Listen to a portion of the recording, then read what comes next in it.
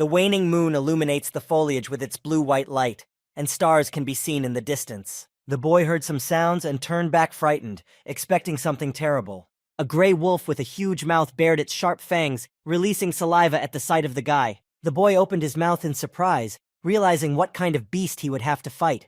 He grabbed his dagger. The wolf-like monster opened its jaws to attack, its fierce eyes burning red and its fur rising to the ground. The boy is ready to defend and determined to win. Holding the dagger, he looks at the beast. The beast rushes at the guy, who manages to fly back to the tree, defending himself. The protagonist realizes that he has some information about the beast in his head. The predator looks around in search of the guy. His body is covered with muscles, and his eyes glow with a red stripe. From his memory, the guy realizes he's on a planet called Blue Star. Blue Star 2200 lights up in his head. Blue, serious eyes contemplate a plan of action. The sky turned black and bright yellow rays fell on the earth, breaking everything in their path. Many spatial rifts appeared all over the world, people scattered from the wreckage of buildings. Through the black sky and flying debris of buildings, a monster's head sprinkled with something like horns can be seen. Countless strong and ferocious monsters emerged from the spatial rifts. The monsters are of different sizes and body shapes, their eyes all glowing, and sharp teeth and long tongues peeking out from their mouths. There are snakes and dragons and octopus-like monsters with 3 eyes and a mouth on their heads. Some people discovered that they could absorb a substance, life energy, to transform themselves and gain unusual strength. Such people were called warriors. They developed muscles and weapons. With the help of warriors, humans built bases in the wasteland to survive and fight monsters. The man is brooding, his eyes are not visible, and he is wearing a hood on his head. The guy is surrounded by a mob of zombies wanting to attack him. His shirt is torn. The guy realizes that as soon as he opened his eyes, he was in this world full of martial artists and ferocious creatures. His pupils have shrunk, and his blue eyes are filled with horror at what he's seeing. A monster with a wide-open mouth and sharp fangs ready to attack. The guy's dagger confidently resists the beast's fangs, and it emits an electric pulse. While defending himself, the guy realizes that there is a strong electric current coming from this creature, and if he touches it, he will surely die. But the guy has no intention of giving up and holds his dagger against his opponent with all his might. The guy's strength is enough for the beast to retreat. They fly off in different directions. There is an unusual explosion. The boy looks at the monster through the smoke in bewilderment. He opens his mouth in surprise, still not understanding what happened to that thing. Under the debris of the trees lies the defeated beast, trying to get out. It growls. "This is my chance," thinks the guy, preparing to do the final damage. The sparks from the blow? It didn't work. An ordinary man is unable to slaughter it. Surprisingly, a few painless blows completely drained the guy's strength. The guy sees the beast that got out from under the rubble and realizes that the body he woke up in has no cultivation skills at all. While having a conversation in his head, he ponders that the original owner had clearly flailed, and so sent him into the forest with a short blade. But the beast is feeling fine after such a fall and is ready to make another attack. The guy's bewildered face makes it clear that the beast's sharp teeth do not bode well. Continuing his conversation with himself, "I don't want to die. Since I've taken over his life, I'll make sure he lives well." Guy notices that his belly isn't covered in fur and current, which means it's his vulnerable spot. That's where the life force resides. Striking the predator, guy realizes that his life depends on this blow. But then a girl appears, and on her hand she has a protective glove in the form of a paw of the beast with claws. The battle-weary boy looks at the girl, wondering where she came from. The girl who defeated the beast relaxes and marvels at her victory. She urges the guy to get out of here as soon as possible, calling him Chumo. And then the guy realizes that she is the childhood sweetheart of the original owner of the body. Chen Shiwei? The guy's memory resonates. He's shocked. The picture in his head becomes clear. The parents of both children are sitting there, planning to get those children engaged. The next picture in his head is of the children upset. "Chumo, my parents and yours died during the hunt. From now on, the two of us will depend on each other in this world." The girl holds a rolled-up cloth in her hand and says that the beasts have treasures that can change a person's body, wishes to help find Chu's powers. The guy waves her off and walks away, saying, "Chen Siwei, don't pretend to care. You're not my fiancé." The girl drops the bundle. "If your parents hadn't called mine to hunt, then they would be alive," shouts Chumo at the already upset Chen Siwei. Guy comes out of his memories and is outraged at Chumo's ungrateful behavior towards his fiancée, who cares about his well-being. Guy is still reeling from what happened and sees the girl getting sick. She holds her face and realizes that her body has spent too much energy during the previous hunt. Chen Shiwei faints. She starts to fall, but the guy picks her up. The girl regains consciousness. The guy realizes that she, with serious wounds without receiving treatment, rushed to save the original owner of the body. When the guy asks, "Are you okay?" the girl is surprised to realize how long he hasn't spoken to her. The girl quickly regains her senses and says, "I'm fine. When a purple electric sable dies, it emits an odor. Only his kin can smell it." She got up and tells the guy to leave before the relatives come to avenge him. They started to listen and heard some sounds in the depths of the forest. The boy is still sitting there, and the girl is ready for another battle. The purple electric sables are approaching the humans in their innumerable numbers. The sables are raring to fight, spewing current and rays from their red eyes. The girl also attacks, shouting at the guy to get out of here. The battle has begun. Chung Si-wei's fist is ready to deal damage to one of the monsters as they jump at her with their mouths grinning. The smoke is purple in color. You can't see anything. Rays of light can be seen from the core of the explosion. Chung Si-wei flies off to the side, screaming in pain. Purple hair flies apart from the speed of the fall. A flock of sables swirled in the air in smoke with no way to get out of there. The guy caught the girl, who promptly flew to the ground from the impact. They hit a tree. The guy squirmed and cried out in pain from the pain of hitting the tree. Chung Si-wei lost consciousness again, and the guy doesn't know what to do. One of the purple sables saw them and slowly goes to attack. Here the guy is dumbfounded by what his already tired eyes see. The exhausted young men are sitting near a tree. They are surrounded by sables on all sides. The girl still hasn't regained consciousness. The boy is holding her and trying to figure out how to defend himself further. As he ponders, the guy realizes that Chen Si-wei's strength has reached the level of a warrior, but it is not enough to resist. He realizes that his body doesn't stand a chance. He wonders why he's dragging others with him and how he can die again. He accidentally touches the body of a purple sable, probing the fur. The boy turns back around and notices a glowing screen on the beast. He is very surprised, pupils dilated. The guy tries to figure out what this thing is. On the bright screen is an inscription. Collection system activated. The inscription continues, "Purple electric sable, a level 1 medium ferocious beast. Gathering possible." The guy realizes that he doesn't have time to study this as a mob of sables has already pounced on him. He shouted, "Gathering!" and a screen popped up saying, "Gathering successfully completed. The secondary talent of the Thunder attribute has been obtained. Do you wish to use it?" The next phrase on the bright green screen says, "Yes." Unusual things happen to the guy. He clutches at his heart, screaming with strange sensations. A pink ball appears, which with its explosive force scatters everything in its path. The animals scatter in different directions, and in the distance can be seen sables, which were not hit in any way by the blow. The boy feels that he has received a talent of perfection from this creature. And then, feeling his power, he is ready for battle with the monsters attacking him. Holding his dagger in his hand, he feels himself creating electrical charges. A battle has begun with the beasts attacking him all at once. The power that appeared in the guy gives confidence in his victory. Incredible power is unleashed from his dagger, spewing out a stream of purple color. The lad is amazed by this ability and feels the power building up in his body. The sables rush at the boy with incredible speed, not yet realizing what has happened to him after the contact with their comrade in arms. As he ponders over his sensations, the boy realizes that the pain from the wound has disappeared and it is easier to move. And then the guy notices that the sable attacks are slowing down, and the fur is also no longer indestructible. The guy sees them now in green color. "I can chop these beasts up!" shouts the guy with confidence, swinging his electric blade at them. I must.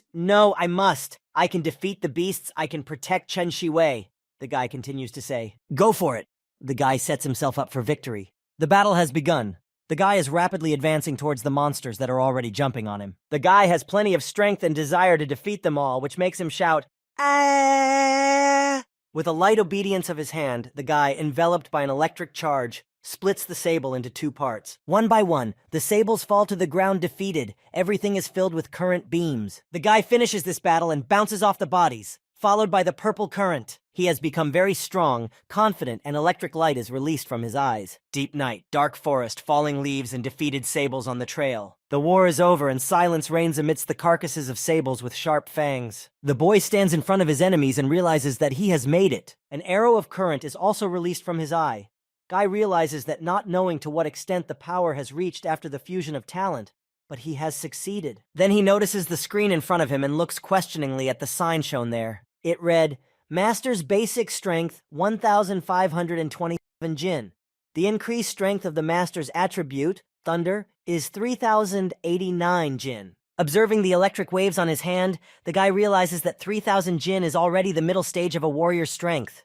One sable has woken up and is glaring furiously at the guy. The guy looks at the screen. Just by being reborn, the base strength has already reached 1,500 Jin. After using the power of Thunder, it has more than doubled. He feels his hand and feels that his body has become stronger after the talent fusion. Another inscription appeared on the screen. Examining the target. The caption changes. This month's gathering target has been discovered. Collection is possible. Do you wish to continue collecting? So you can collect more than once for the same monster?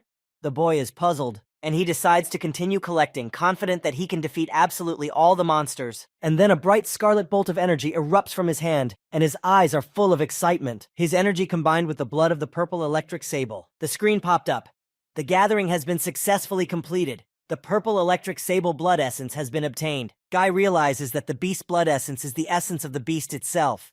It can accelerate the body's hardening speed even though it's only the lowest level. So he decides to hit another sable, wanting to reach the next level. The screen notes that you can only collect resources for one target per month, but combat skills, talents, etc. can be collected. If that's the case, the sable is very weak. Next time we need to pick a better target, notes the protagonist. The girl never came to her senses and the guy heads in her direction. The guy decides to take Chun Shiwei home, thinking about the sables, that he should collect meat from them since the resources are exhausted. Slowly coming to her senses, Chung Siwei begins to call out to Chu Mo. Before she can even open her eyes, she recalls the previous night as she continues to call out to Chu Mo. In her mind, she sees the images of 3 sables pouncing on her, already weakened. She sees herself calling out to Chu Mo, but he shouts that he doesn't need her care. The memories continue, and she sees Chu Mo being clutched by a sable. Next, she remembers being shocked by what she saw.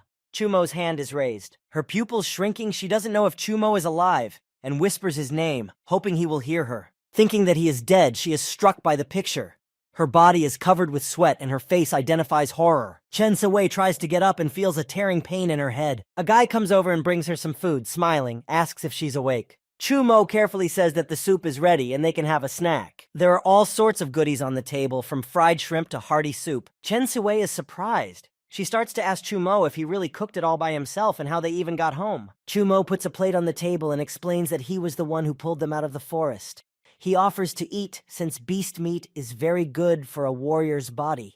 The girl is stunned by the guy's words and is perplexed, trying to understand how he could have saved them. The boy has already started breakfast, and Chen Shiwei is still pensively trying to remember what happened on the battlefield. The guy eats the food with a wild appetite, asking what the girl wants to hear from him. She sits there with her eyes down, waiting for a more detailed account of what happened.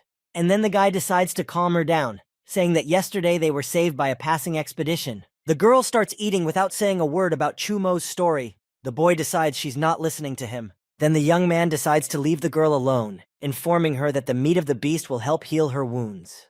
The girl is very surprised by Chu Mo's concern and looks at him perplexed. She is upset that Chu Mo not only cooked her a meal, but also spoke to her after a long time. She thoughtfully suggests that this is a dream that she doesn't want to wake up from ever. The guy goes into the other room, quietly slamming the door behind him. The guy walked into the weight room. He leaned against the door, sighing in relief. Reflecting, he realized that the relationship between the original body owner and Chen Sui had reached the freezing point. Twirling the red ball of energy in his hand, he realizes that he can't rely on anyone but himself, and the main goal is to improve his own strength. He pushes the red ball of energy into himself, realizing that he needs to purify himself with the energy of the beast's blood. His capillaries envelop his eye and unusual protrusions appear on his face. The boy screams in discomfort, his body and face covered in incomprehensible voluminous streaks, as if veins wanted to come out. He has fallen to his knees, and around him are red stripes resembling sable tails. He clearly hadn't expected such an unpleasant sensation from the essence. His face became serious, and his plans to hone his skills. A month later, the training room was like a warehouse of various things. There were boxes, books, fruit, armor, and even flowers. The boy's muscles had grown. With a confident gait, he walks into the room. His face is calm. His body is covered with muscles that show drops of sweat. A lightning bolt of purple protrudes from his blue eyes. Black hair covers most of his face. Chu Mo stood in a stance, preparing to make a dash. His training has not been wasted. He has excellent form. Just then, he snaps out of his seat, and with the force of a purple current, he flies towards the table with his arms stretched forward. A storm of electrical charges rises around the vase, but the vase does not fall. A petal falls from the blue-colored flower. The rest of the plant doesn't move. The would-be warrior puts up his hand and catches the blue petal with his palm, tensing his muscles. He realizes controlling electricity requires further practice. He asks the question, "What is my current strength?" Screen: Basic strength, 2,134 Jin. Increase master attribute, thunder strength, 4,198 Jin. Examining his body, he rejoices. Basic strength has increased by 600 jin. The meridians of the entire body have expanded. Smiling, he realized that the amplification brought by the beast blood essence alone was at least 400, which wasn't bad. For the entire month, the guy had been practicing hard. The moments in which he developed himself are shown. Looking back at the other warriors, he realizes that they are more powerful than him with his inferior talent. Water pours from the shower head. The guy continues to ponder that those warriors are progressing at a rate he can't even imagine. Chu stands in the shower. Soap bubbles are flying around, he decides. Within 6 months, he will enter the realm of warriors, thanks to the constant flow of essence. The training room looks like a real gym. Everything is standing in its place. Chen Siwei is practicing. She strikes the knight's equipment with either her foot or her fist. The girl is leaning her hands on her knees looking at the robot in armor, waiting for the statistics, which is displayed on the robot's face. Just then, on the screen in place of the robot's face, blue-colored numbers popped up. 8,364. Chen Siwei looks perplexed, realizing that this strength is not enough for the hunting exam. The two-headed python is an average beast of the 2nd level. A warrior must have at least 10,000 jin.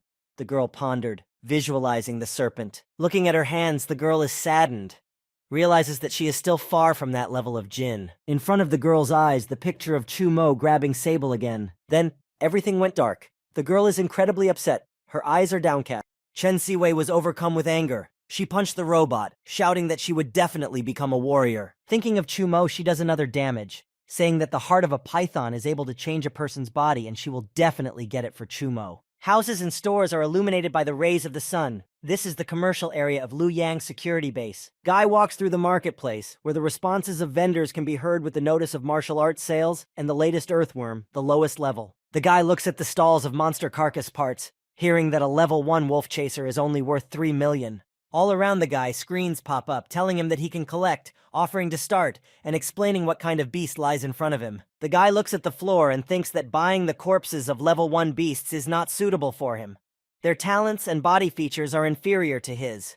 He needs a level 2. The guy is surprised to see a crowd of people in front of him. The pier guys blocked Chu's passage and smilingly asked, "Hey, isn't that Chumo's trash from our first Luoyang Academy?" The most important one shushes them, asking, "You're the trash with no talent or physique, aren't you?" Chumo seriously looks at the most important one, remembering the name, calling him Jochi. The 3 guys remind Chu that Chi-Chi already has 6,000 jin and to leave Chen alone because she and their bro are perfect for each other. Jochi lashes out at Chu Mo, asking, "What's the point of coming here looking for beast materials? Did you have the courage to take part in the hunt?" Chi-Chi grabs Chu Mo by his blouse, saying that she will let the latter watch Chen Siwei be his girlfriend. Jochi looks at Chu Mo with a scornful smile. Chi's pupil is red in color. Chu Mo perplexedly asks Jochi, "Are you bored with life?" Chi lets go of Chu and laughs, telling his bros that living at the expense of a girl is pissed off, and the bro suggests not to waste time on him. Jochi's face became angry, and he suggested Chu Mo to come back in a month for a hunting exam if he didn't chicken out.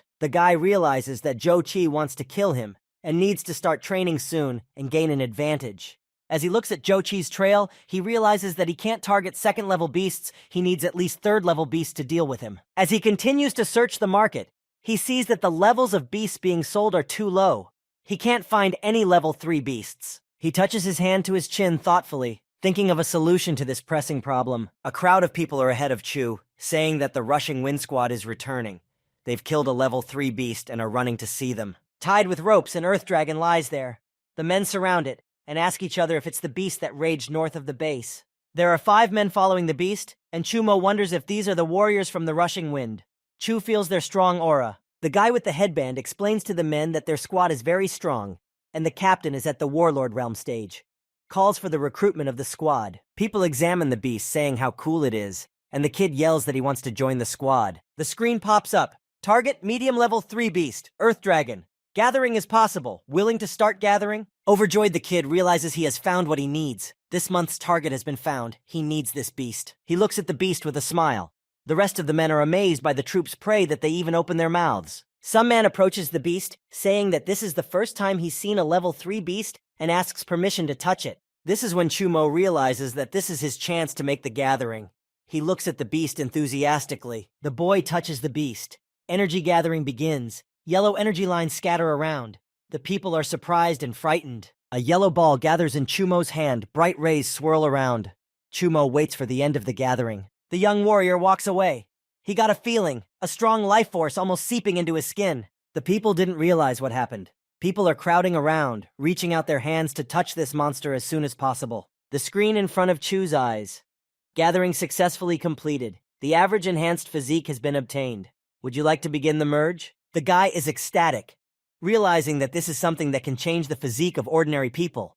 And he's got it. He stands in the middle of the training room, looks at the palm of his hand and feels that he is almost ready and can start the fusion. The guy looks at the yellow ball. He thinks, the average physique of an average level 3 beast, I hope it doesn't let me down. The warrior merges. The orb merges with the man's body, and something like an explosion occurs. You can see from the expression on his face how much pain he is in. Chumo falls down. Leaning his hands on the floor, his body reincarnates into something stronger, yellow energy lines hovering around him. It feels to Chumo as if his bones are broken. An incredible pain pervades his body. His face, neck, and chest once again feel a strong pressure, that his veins have popped out and are bulging out very strongly. In the middle of his chest, a yellow ball develops rays of energy in different directions, and the guy feels a warm stream coming from his heart. Damaged bone meridians are being repaired. Broken bones are healing. Chu feels the energy in every bone of his body.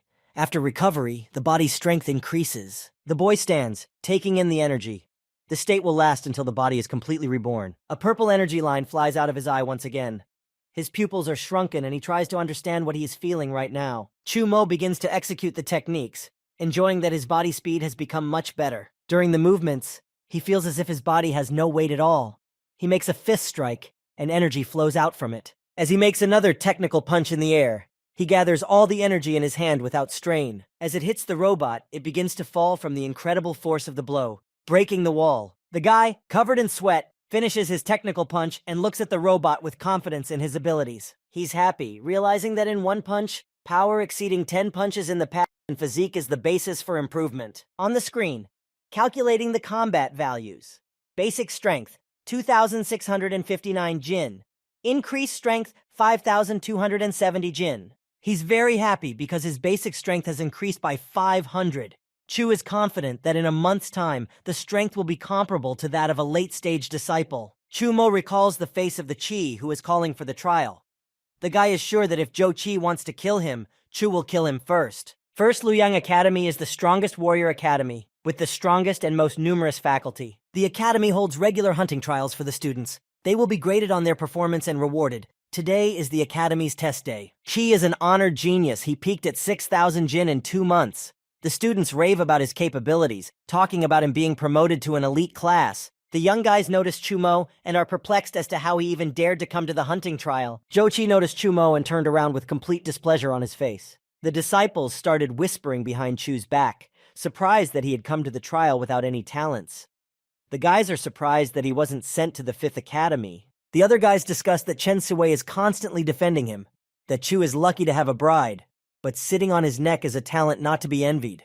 The guy hears the gossip and walks over with a serious face. His black hair covers half of his face. As he walks past everyone, he sees Zhou Qi in front of him, who calls Chumo trash. The guys stand in front of each other and Zhou Qi is sarcastic about making out with Chen Siwei. A crowd of people gathered around the guys, listening intently to their dialogue. Zhou Qi turned around to his brother, who informed him that the teachers had come. Leaving Chumo, Zhou Qi threatens him that he won't be able to come out alive from this ordeal. The 2 serious teachers gather the students, urging them to come up to their number and get into the car. The car is parked outside the academy.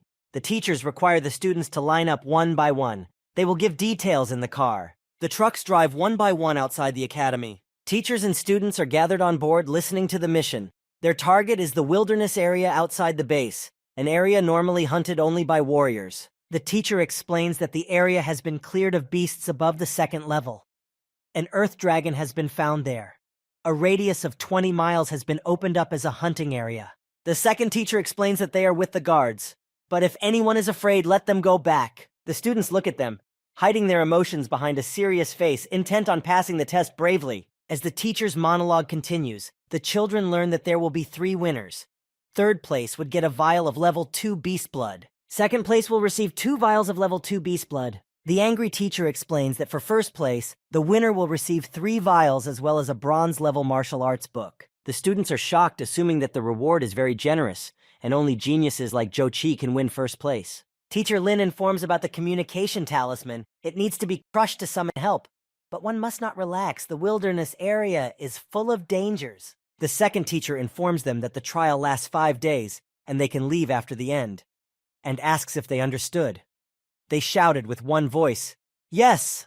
Unwinding the talisman on his finger, Joe warns his peers that the blood of the beast and the book will be his, and those ask him to keep it all together, but Chi is against it. With a smirk on his face, Chu suggests that Joe's threat is great and needs to be competently disposed of when he goes deep into the forest for the biggest points. Driving into the forest, the children began to discuss the area, calling it a magnificent sight. The teacher looked at his wristwatch and informed the students that the time had come and the academy's hunting test had begun. The disciples got down from the car and began to stretch, preparing for the upcoming battle. Joe Chi instantly took off from his seat, confidently running deep into the forest, with a wild desire for victory. The two teachers watched Chi, calling him a good sapling, realizing that his family was giving him good resources and he had no competitors in his class. Preparing to dash, Chu heard the teachers. They began to explain a normal person wouldn't be able to handle a level 1 beast, and the probability of survival is 1%. Smiling back at the teachers, Chumo asks if it is true that he has a 1% chance of winning. The tall teacher looks at Chumo and feels that something is wrong with him. Teacher Lin feels that the test will be very exciting. As he made his way through the roots of the trees, Chumo began to ponder that plants and beasts can also mutate and grow, but with danger comes opportunity. Continuing to ponder, he decides to test his martial skills on a hunt before he finds Joe Chi. Just then, a dinosaur-like beast appeared behind Chu's back, its eyes glowing with a bright light, and its mouth open to attack. At that time, Chumo thought that he still hadn't met a single beast. Turning back around, Chu met the monster's gaze. Its eyes glowed with a blue ray. Instantly grasping the essence of what is happening, Chu manages to jump up, thus ending up behind the beast. The monster flies face down in defeat, long claws digging into the ground. Chu tries to grab the monster's tail and realizes that it is an inferior level 1 beast, an iron dog. The predator turns back around, and Chu ponders that the usual method of hunting a beast with high attack speed and low stamina is to spin around it. Chumo gathers all his strength into a fist and moves purposefully towards the beast, with eyes burning with lust for battle. He makes a high leap and with all the power of his energy streams, catches up with the beast. A huge purple-colored arrow lightning fast covers the beast, which falls through the rocks. Looking at the beast, Chu reasoned, "After absorbing the blood, I possess over 6,000 jin of strength. They are comparable to a late stage level." The guy sits down across from him, looks and realizes that using the gathering system on a low-level beast is too wasteful. Need to look for another one. As the young warrior ponders the next course of action, the other raptors are already interested in him. Their eyes are glowing red and they are preparing to attack. But Chumo's instincts do not fail him. He sits, waiting for their attack. They hurriedly pounce on the guy from all sides. The guy's face, full of pleasure, looks at the fearsome predators and holding out his dagger in front of him says, "You're just in time." Chumo decides to let these beasts become the sharpening stone for his dagger. With ease, he defeats all the predators and they fall down. Chumo is happy with his luck and does not bother to kill these beasts. Dawn begins. The sun appears somewhere in the distance, illuminating the clouds with its bright light. The shadows of the plant neighbors appear on the huge trees. The foliage is covered in the golden color of dawn. Another beast falls to the ground. This time, a snake-like creature prostrates itself on the dry, sandy path of the forest. Standing amongst the defeated predators, the guy analyzes a medium-sized beast of the first level, a silver-ringed shield-bearer. This is the 7th one. In the pouch are the flasks. There are a total of 5 flasks. The tired Chumo decides that we've had enough today. He pours the flasks into his mouth. Chumo absorbs all the energy states of these beasts into himself and finally decides to rest. Wiping his mouth, the guy regrets that it can only be reused after 3 days and not on a permanent basis. Last time the blood yielded 100 jin. Suddenly in the background, he heard screams asking for help. He tensed up and listened to understand where the sounds were coming from. One of the students rushes with all his legs towards the protagonist, shouting that there's a giant berserk bear behind him. Running out of the forest, Chu sees one of Chi's brothers, who calls Chu a friend and begs for his rescue. Just then, a berserk bear appears, covered in unusual red fangs on its back and sharp claws on its huge paws. Its eyes glow red and its mouth is open. The boy tries hard to escape from the predatory beast, stumbles and falls to the ground with cries, "Mama, ah!" Chu examines the scene as it unfolds. From the records, Chu recalls the spiritual hive. Due to that, honey shortens the digestive interval between blood consumption. And that hive is where the bear is. Preparing to fight, Chu looks at his disciple. The one asks not to use the bonding talisman, but to unite, kill the bear, and divide the honey of the spirit bees. But Chu Mo has a firm resolve to get the honey of the spirit bees. He is full of energy, and yellow lightning bolts that resemble beasts' tails are spreading around him. While there is no time to dream of honey, the berserk bear has no intention of backing down. There are red patterns on his body, huge fangs growing on his shoulders, and his eyes glowing. Unable to evade the attack, Chu's familiar is hit by the beast's strong paw and flies far away to the side. Chu Mo looks at this picture and is puzzled whether the classmate is really gone. He gets really angry, thinking that no one dares to kill people in front of him, and immediately moves to cut the predator in half. He's very angry. His face furiously demands the beast. Striking relentless blows at his opponent, Chu realizes that the berserk bear is infinitely strong, and the forces are not equal. It takes electricity to wound him, but nothing is stopping Chu from giving up. He has already struck the bear, intending to overpower it with energy streams. The main character's sharp blade entered the beast's skin, hitting it with an electric projectile. The guy spent all his strength to defeat the beast. From the tension of the battle, he sighs, sinks his blade inside the beast. The beast is unable to refute the power of electricity and opens its mouth in pain. But then something happens. The eyes of the berserk bear are once again illuminated with red rays, and the bear fiercely tries to swing away from the boy who has his dagger firmly clutched in the powerful arm of the beast. Chu tries to hold on and sees that the electricity and pain only made the beast furious. The guy is unable to hold on to the beast's hide and flies backwards. At this time, the bear swings around to inflict the strongest damage to his opponent. While falling, the guy wants to protect his torso from the blow by hiding behind his arms and feels that he will not be able to dodge. The beast throws the guy back powerfully. He hits the ground, shattering it into blocks of stone, flying in different directions. Chu Mo immediately tries to get up, getting up from his knees. It seems like he doesn't have any strength left. In berserk mode, his attack power and speed increase. Chu can't get up and feels that he lacks speed. His attack frequency is too low. Looking back at the beast, Chu sees it preparing to crush him. Chu thinks, if it stops attacking, the physical strength will not be able to withstand anything. Again, the guy is thrown back by the bear's paw. He breaks through the stone paths with his body. Landing on his back, he decides to end it and thinks how to create an opportunity to interrupt his attack. Chu stands up and starts to attack the eyes of the beast with his energy purple current. The force of the blow is great, and the beast raises its face, screaming from the unpleasant sensations. Finishing his action, the guy jumps to think about his next moves. The lad swings a second time with the purpose of limiting the action of the berserk bear. Here he furiously jabs the blade into the beast's hind leg, hoping that it will be distracted from the battle at least a little. The bear begins to scream wildly in pain. Its huge maw with sharp fangs lets Chu know that his plan is working. Without stopping to rest his blade on his paw, the guy gathered all the remaining strength from what his face identifies horror. But the beast has no plans to give up and delivers a devastating blow to the young lad. A whirlwind of dust rises from its powerful damage. The lad is still holding onto the blade, but his face makes it clear that his end has come. The guy's face turns white, his eyes start to close, his mouth opens, blood spurts out, and his hair flies in different directions. His hands lower the dagger, slowly backing away. Bits of the beast's hair are visible in the background. The boy's battle-weary face relaxes in intent to leave this world. Pupils are absent, mouth ajar. A drop of water falls into a puddle, distancing a small part of himself that still manages to fly away above the puddle. The rays of the sun illuminate all the water. A contingency occurs. The boy woke up from the energy produced in his chest. He opens his eyes. Chu lifts himself up and, perplexed, tries to realize what he's sensing. The blood of the beast collected directly is not as pure as the blood obtained from the collection system. Therefore, it is only now being absorbed. The young warrior holds onto his chest. His body's strength is still recovering. The beast does not calm down in any way.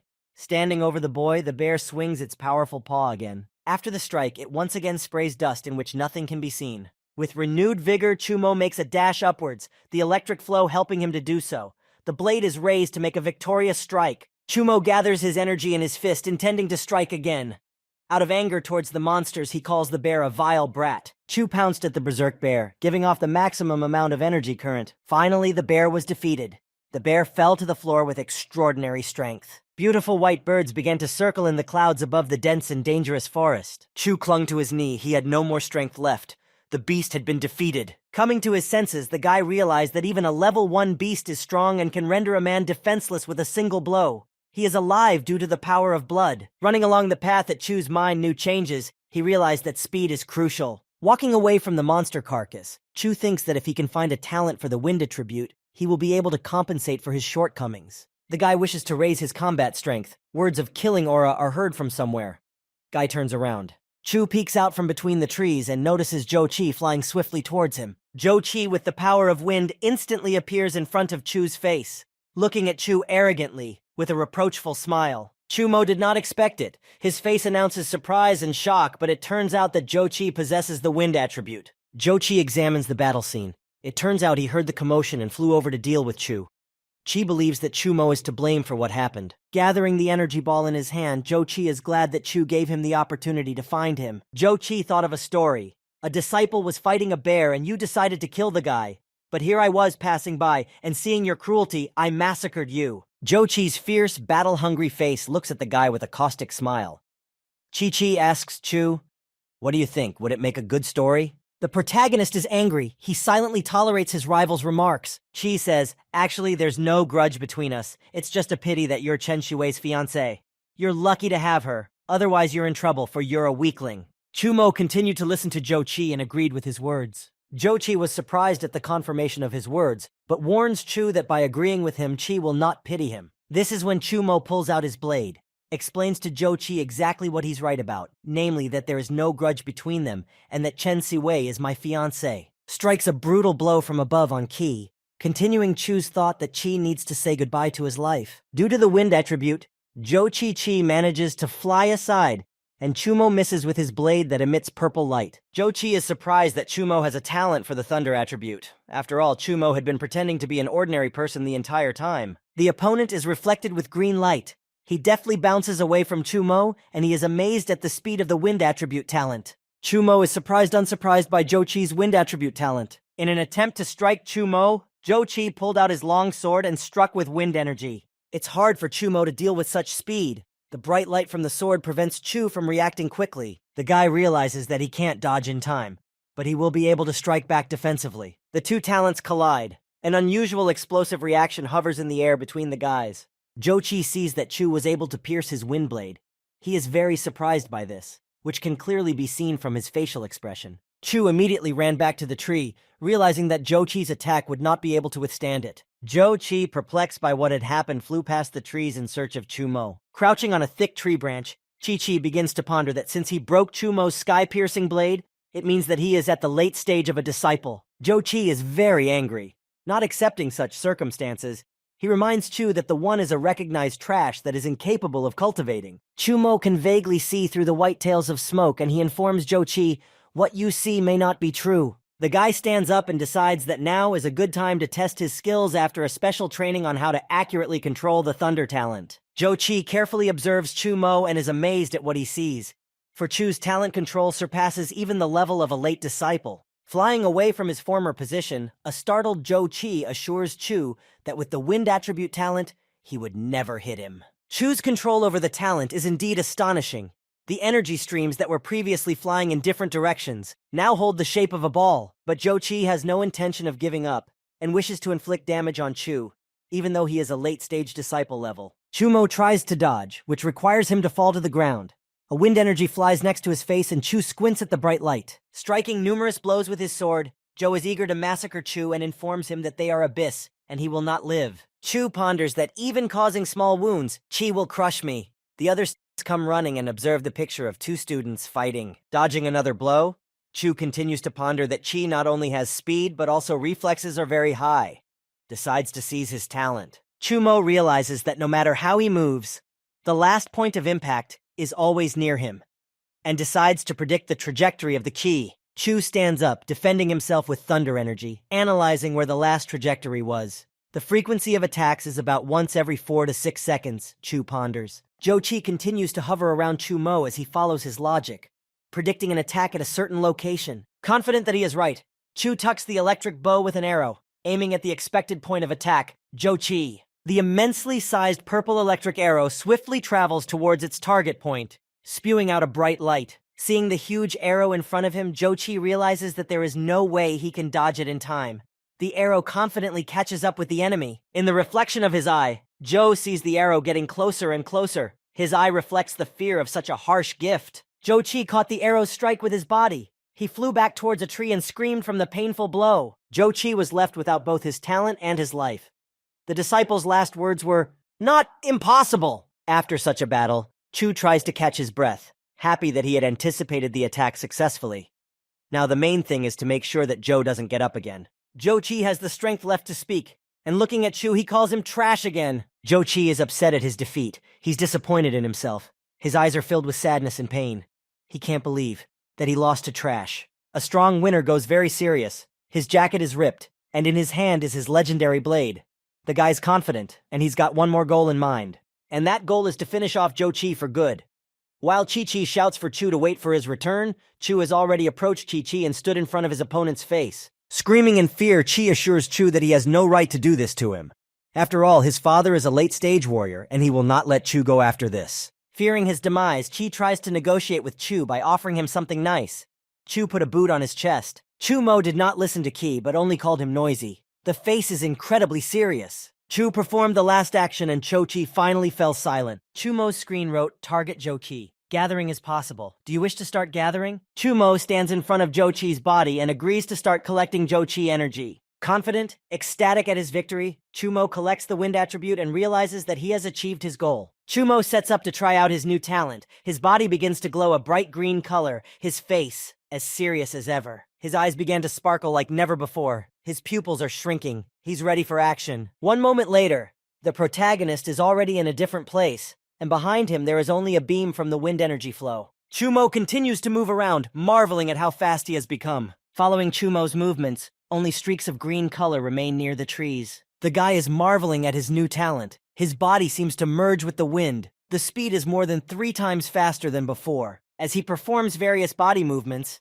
the guy feels that his body control and flexibility have improved. He moves lightning fast from tree to tree. He does it easily and effortlessly. Making another jump, the guy wants to land on the ground.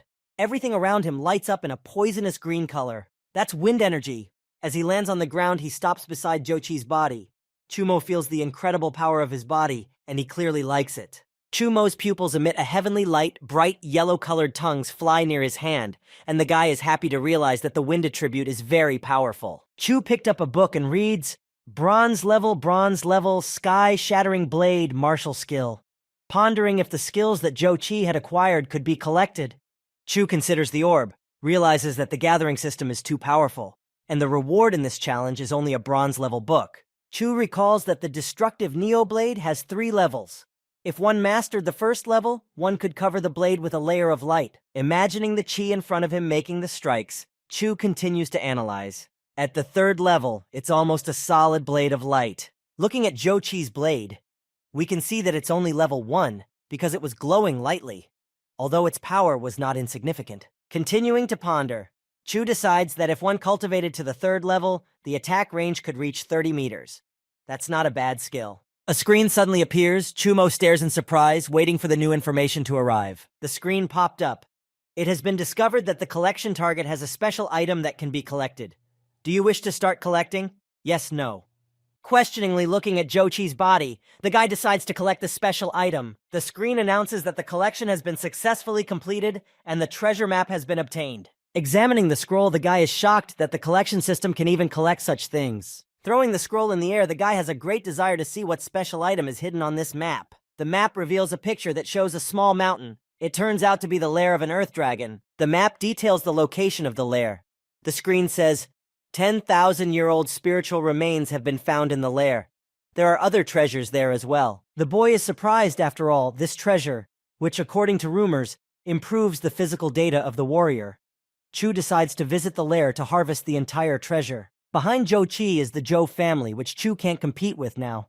His father is a very serious man. Looking at the screen, Chu decides that he needs to leave because he has been here for a long time and no one can know what has been going on here and who massacred Joe Chi. Chu makes a plan that after disposing of the body, he will look for honeybees.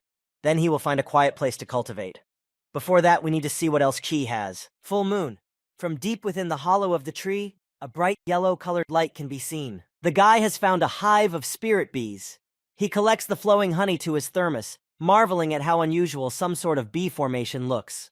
The remnants of the sweet honey drip into a 250-milliliter gray thermos. Guy looks at how little honey came out and realizes that he will be able to keep the body growing for no more than 10 days. The guy settles down on the ground and counts his loot. Spirit bee honey, 21 bottles of beast blood, 6 bottles from the berserk bear. Of the rest of the loot, there are 8 bottles from the classmate, and 7 bottles from other beasts. But there was nothing on Chi's body except for the blade and the purse. The guy examines the purse and realizes that its texture slightly resembles the skin of a ferocious beast. Remembering what Chi looks like, Chu notices that during today's meeting, he didn't have a blade at all. Where did he get it from? Wonders Chu. Chumo decides to open the bag and inject the life energy. His face is full of interest. A bright heavenly light abruptly pours out from the open purse. Rays of this light spread out in different directions. An unusual cloud opens up above the guy, within which are countless low-level primary stones and 12 bottles of beast blood as well. The guy is delighted with his find, for it is a storage bag as expected from the Zhou family. Even warlords can't afford such a bag. Guy realizes the energy of the stones can be absorbed by the warriors and used as currency. Stones are a special ore powered by life energy. Chumo shouts, gathering, and all the treasures and loot are gathered into this storage bag. The storage bag is tied up. It is now incredibly precious. An overjoyed Chu realizes that not many people of Luyang Township can afford such a thing, and decides that this item cannot be flaunted. Opening a thermos of honey, the guy intends to try the effects of the honey of spiritual bees on himself. While taking the honey, bright lines emit from his chest, representing a flower. The guy's calm. Taking the honey is not like the intense pain of absorbing the blood of a beast. It's as if warm jets run through his entire body, soothing every tiny wound. Immersing himself in recovery, the guy completely relaxed to take in all the properties of the spirit bee's honey. So pleasant sensations enveloped the young man that he closed his eyes. The sensations of pleasure are shown on the guy's face.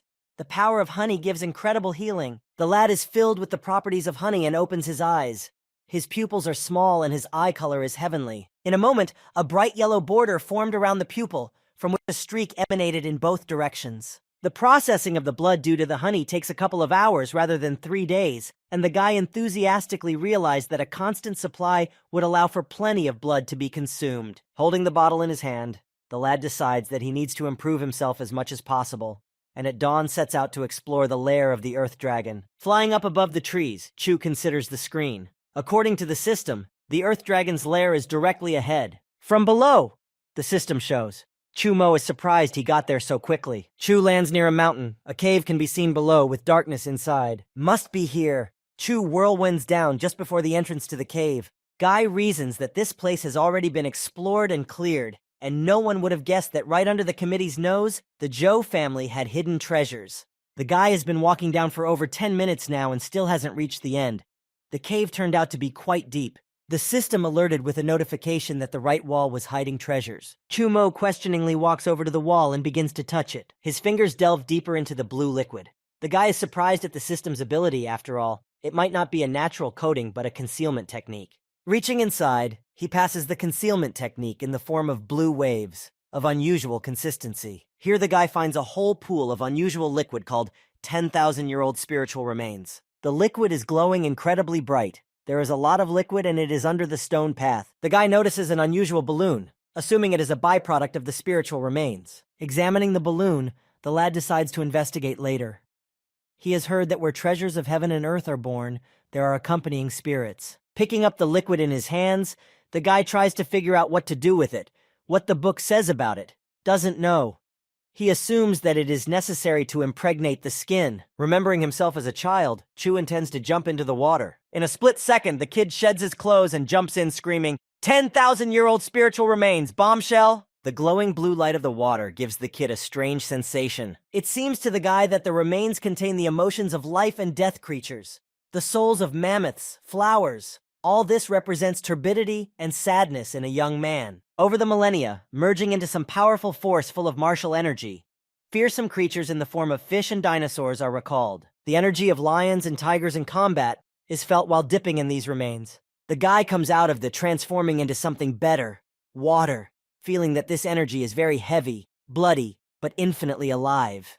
With new skills from the past, Guy is determined to win this hunting challenge. Guy leans his hand on the ground with the intent to dive into the remnants once more. With the force of the wind, at incredible speed, the guy flies into the liquid. Once underwater, the guy is perplexed as to what happened and looks questioningly at his hand, illuminated by the green light of the rays. He's out of the water. The energy flow of the wind attribute is around him, and it seems to be completely embedded in the guy's body.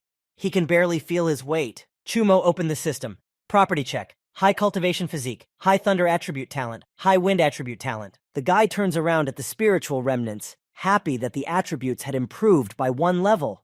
After all, 4 bottles of blood only increase the strength by 500. Knowing that the remains are only effective the first time they are used, it's better to gather some to spare, Chu decides.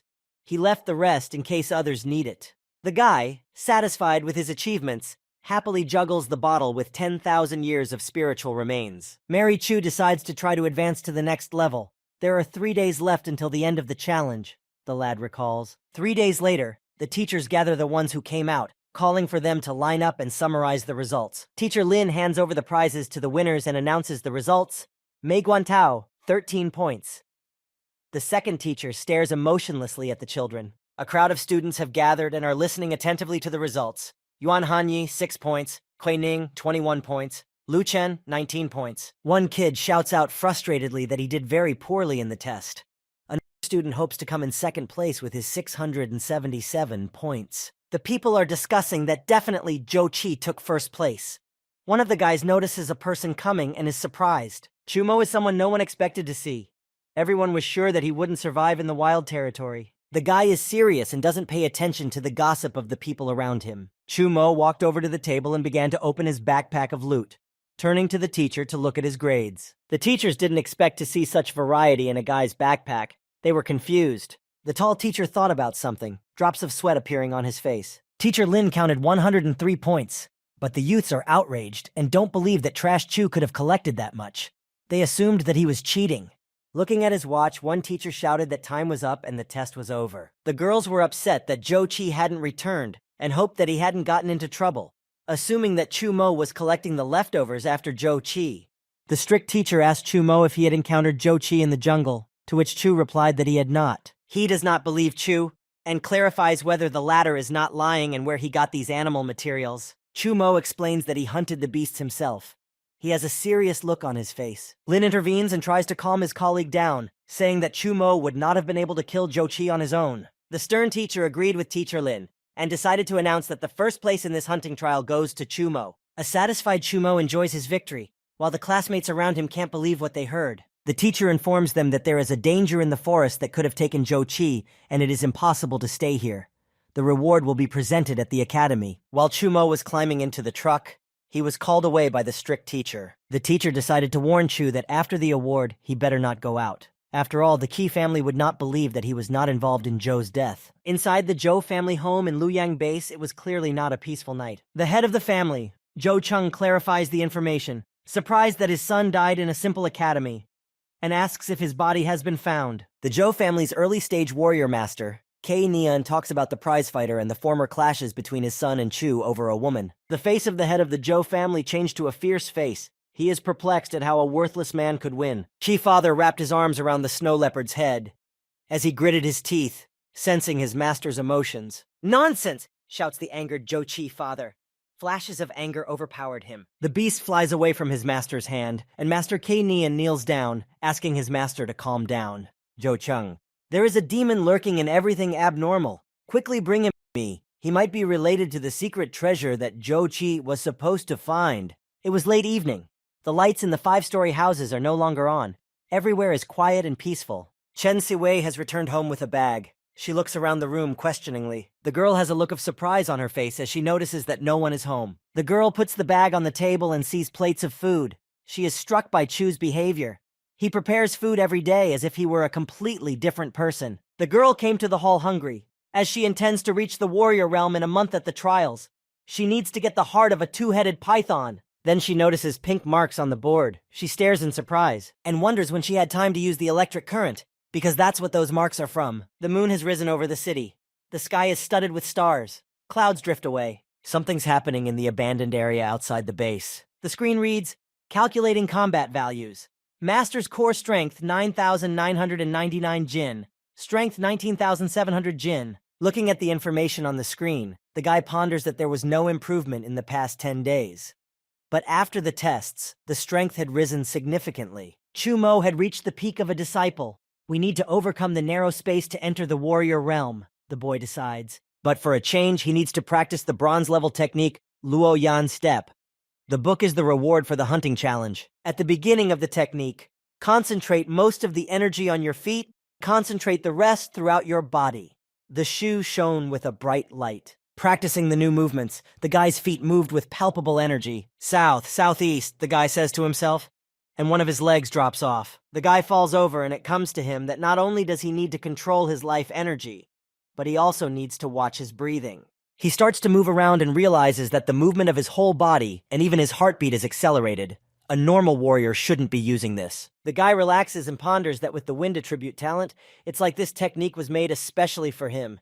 He's found a little trick. Using his skills, Guy flew upwards, leaving a swirl of dust behind him. Instant short-range movement combined with the shadow effect in real combat will definitely have a good effect. The guy confidently maneuvers from one place to another.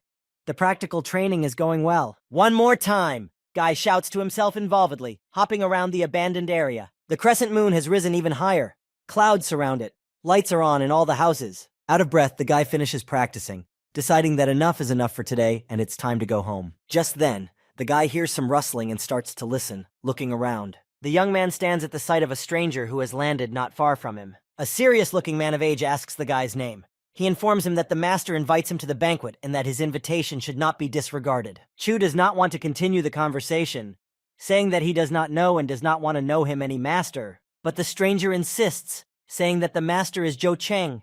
He has the strength of a late-stage warrior. He is influential and can become a warlord in the future. The boy realizes, remembering Zhou Qi, that Zhou Cheng is his father, and it is logical that his family has their eyes on him. But Chu Mo is still not going to go with this man, informing him that if Zhou Cheng himself comes after him, he might consider his offer. When asked by Chu who he even is, the man gets angry, calling the man a brat and ignorant, and starts threatening to bring him to the Lord himself. The boy sees the man flying at him and prepares to dodge. During his flight, the master flies through the boy. He just vanished like a fog. Illuminated like a ghost, Chu Mo holds Zhou Qi's sword and is ready to fight the stranger. The man is amazed by the guy's actions and is surprised that the technique was unusual. According to his information, Chu Mo could not have cultivated before. The man is in utmost shock upon noticing the lad's Mr. Zhou Qi sword. Chu Mo stands in a stance, waiting to be attacked. His eyes are serious. The guy has no intention of giving up. Repeating his jump on the boy, the man informs him that his master was not mistaken, and Chu is bound to Zhou Qi and his doom. While Master K. Nian was catching up with the young warrior, he has already changed his location and intends to make a strike to the enemy. The boy pushes off from the pillar and begins his defensive attack on the man. While the old man flies to the ground, he turned around and noticed Chu Mo, who was already flying at the one from the pillar. His face shows fear and shock at the same time. The master turned around and asked the guy, "Sky-destroying blade? How could you—" The guy looks at the old man snidely and repeats, "Sky-destroying blade, level 1. The man is enraged. His body flies upwards and starts transforming into something fiery. The guy looks at what's happening. The man has an attribute to the Fire Vulture Claw talent. There are fiery streams of energy flying around the bird. Intending to jump, the man says, "Boy, how do you know young master's sword technique? What did you do to him?" Making a defense with his energy flows, the boy suggests that the master himself ask Zhou Qi what he did to him. Making an attack on the boy, the man wonders how his technique can be stronger than that of the young master. They have the same talent. Hitting the boy's protective shell, Master K. Nian threatens that the boy will confess everything under torture. Chu Mo defends himself with streams of energy and holds up his sword in case the master penetrates the shell. Chu ponders that the enemy has an early stage warrior, fire attribute, but he gives in to it. The guy's talent has reached the highest level, so there's nothing to fear. The man is very angry. With all his might, he wants to break through the guy's defense. The man sees a gap and threatens the guy that he's about to break through the knife wave. The angry man manages to break through the defense and he flies with fire waves right at the guy, who is looking at it closely. But the guy was not surprised at all, but rather expected these actions, enjoying the process of their battle. The guy's hand was completely covered by the purple waves of the electric projectile. With his thunder power, Chu rests his hand on the face of Master K. Nian, who had already guessed about the thunder attribute. The guy drives the man into the ground and electric waves erupt around him. The power of the purple electric thunder flow develops waves all around the abandoned area. Guy finishes straightening up the man, closing the currents in his hand and examining the man to see if he is conscious or not. Guy senses that there is no point in parrying with him at the warrior's early stage. His strength should be comparable to that of a middle or late stage warrior. It is logical to realize that Zhou Cheng is targeting Chu and is very likely to attack him personally. After recovering from the battle, the boy thought that he would like to move from apprentice to the realm of warrior as soon as possible. As he continues to ponder, He thinks that he might be able to push the limits of his combat abilities if he goes into the wilderness. This is the warrior supply hall, a must before heading out on a hunt. They trade materials and information, may accept assignments for rewards. A young warrior has come to the supply room to pick up some mixtures, weapons, and survival items to train in the wilderness. Looking around, he decides to buy everything he needs to survive in one store. The boy stops outside the store. Jade House belongs to the famous Jade Business Alliance. A young female consultant comes up to inquire about what the guy wants. He informs her of his plans to visit the wilderness area and needs provisions. And the girl starts talking about their store's assortment, from first aid supplies to all sorts of wilderness survival gear. Looking around at the sounds, the guy buys the goods and asks about the cost. The girl is surprised that at his young age, the boy is already a strong warrior. The young girl asks the warrior for help, promising to pay. He refuses, because to defeat a two-headed python, you need a middle-stage warrior. The girl is upset. She was an orphan, then she was adopted, and now her mother is sick and needs the python's heart to cure her. The warriors are afraid to go after the serpent. The boy thinks that it's not difficult to defeat the beast of the second level, and it lives on Mount Dashu, where he is going this time. He decides to help. Chumo approaches the girl to ask if her task is still on. The girl is surprised by his question and clarifies if he is definitely going to take the assignment. Taking the little girl's hand, the guy confirms his intentions to help her. The girl thanks him, and Chu tells her to go home and wait for his message. A crowd of people gather and start discussing the guy's words, assuming that the guy just decided to calm her down. Far behind is a girl standing with a woman. The woman asks the young girl if that guy needs to be stopped. The girl decides that since someone has taken the case, they won't have to do anything. The woman says the guy has a good temperament for taking on this thankless task, which is rare in their time. The pretty green-eyed girl agrees with the woman. She smiles sweetly. 2 days later. Wilderness territory. Mount Dashu. 20 miles from Luoyang is a safe area where the base's students are being tested. The boy moves towards Mount Dashu. It's a wilderness area about 100 miles away, the best place to improve training and search for materials. A second-level lowly beast, the Iron Mantis. In half a day, the guy fought dozens of them. The effect of training is obvious. Breaking the mantis into 2 pieces, the guy reasoned that with the increase of the thunder attribute talent, its strength could reach 50,000 jin. The mantis wants to attack the guy. Sky-shattering blade had broken through to the second level, and Luoyan's step was on the verge of breaking through. The mantis wants to pierce the warrior with its sharp paw, but the warrior dissolves before receiving devastating damage. Deftly sidestepping the beast, Chu splits the mantis with his second-level sword. The guy's plan is to break through to the warrior's realm, and afterward, start searching for the two-headed python, a tall building with a cone-shaped roof. This is the first Luoyang Academy. The people are gathered waiting for the meeting. People are asking questions. Will the dean come? Will there be an announcement about the start of the academy's main trials? The 3 guys are looking angrily at what's going on. The students are whispering, "Who are those people? It's best not to mess with them." The dean of the first Luoyang Academy, Shen Jin, the master patriarch, came out, informs that the trials will be different from previous years. He continued, "Luoyang Base will join forces with Chengfeng Base. There will be dual trials, access not only to our students but also to other academies and schools." The students discussed that the scale of the trial is huge, and there are many rewards offered for the dual trials, but they are also much more dangerous. The dean continues, informing them that the test will be on the outskirts of Mount Dashu, so they are allowed to freely form teams or opt out of the exam. The screen shows the rewards. There's storage bags, martial arts skills, beast blood and primary stones, and more. The students gather and marvel at the number of rewards. The dean explains that there will be 10 winners, either teams or individual participants. Chen Siwei hears the guys' opinions that they are taking the challenge, they should get the reward, and that there are 3rd and 4th level beasts out there. The girl pondered. She is glad that Chumo did not come. She has reached the warrior realm and plans to enter the top 10 and get the python heart for Chu. At the shouts of the people gather. Chen Siwei turned around. Someone is pushing. The guy with the saw appeared as Xu Guang, Chengfeng's base genius. He says that Luoyang is getting empty because no one wants to fight, and others are scared at all. Xu Guang's friends talk about his talents, supreme sword art, strength at the level of a mid-stage warrior.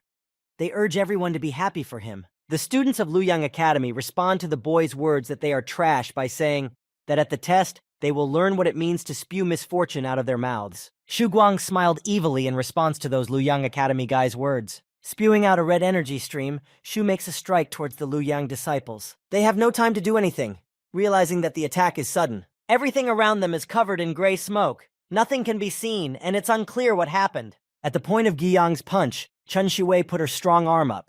clarifying the attacker's name and reminding him that fighting was forbidden in the academy. Seeing Chen Siwei, the guy was surprised that there were beauties like her living in the middle of nowhere. A crowd of students from different academies came to see the actions of the students, and a girl came and dispersed them all, demanding that they stop and prepare to leave. Leaving, Xu Guang turned to Chen Siwei, calling her a beauty, announced that they would meet on Mount Dashu. 3 days later, late at night, rumbling sounds could be heard on Mount Dashu. Surrounded by beasts, Chumo wipes his lips from drinking blood and did not realize where the thundering sounds were coming from. He listened and realized that the sound of thunder was rumbling throughout his body. Something is happening in the body. Yellow-colored energy waves are spreading out in different directions. The guy drinks another bottle. He feels that he is close to a breakthrough. Noticing that seeing him like this, the beasts are advancing again. Wiping his lips again, Chu reasons that the moment he breaks the barrier of the warrior realm, energy builds up in his body. The empty bottle shatters on the ground, and the guy continues reasoning. It's impossible to get rid of this energy by himself, so he needs the guys. And the battle with the beasts continues. Chu Mo is incredibly strong and tackles all the beasts by himself. Various beasts clash with Chu Mo and fall to the ground, defeated. Warrior Chu Mo exerts his talents to defeat each and every beast. Lightning erupts from his sword, destroying everything in its path. A powerful electrical charge of thunder energy could be seen from afar. The academy student Liu Yang has dealt with all the predators. There are a lot of bodies around him. The boy sees everything foreign coming out of his body. The change cleanses his entire being, revealing a new level. The screen calculates the combat values. Core strength 17,770 Jin. Attribute strength 71,235. Chu thinks, I have broken the base strength limit of 10,000 Jin. I have become a warrior.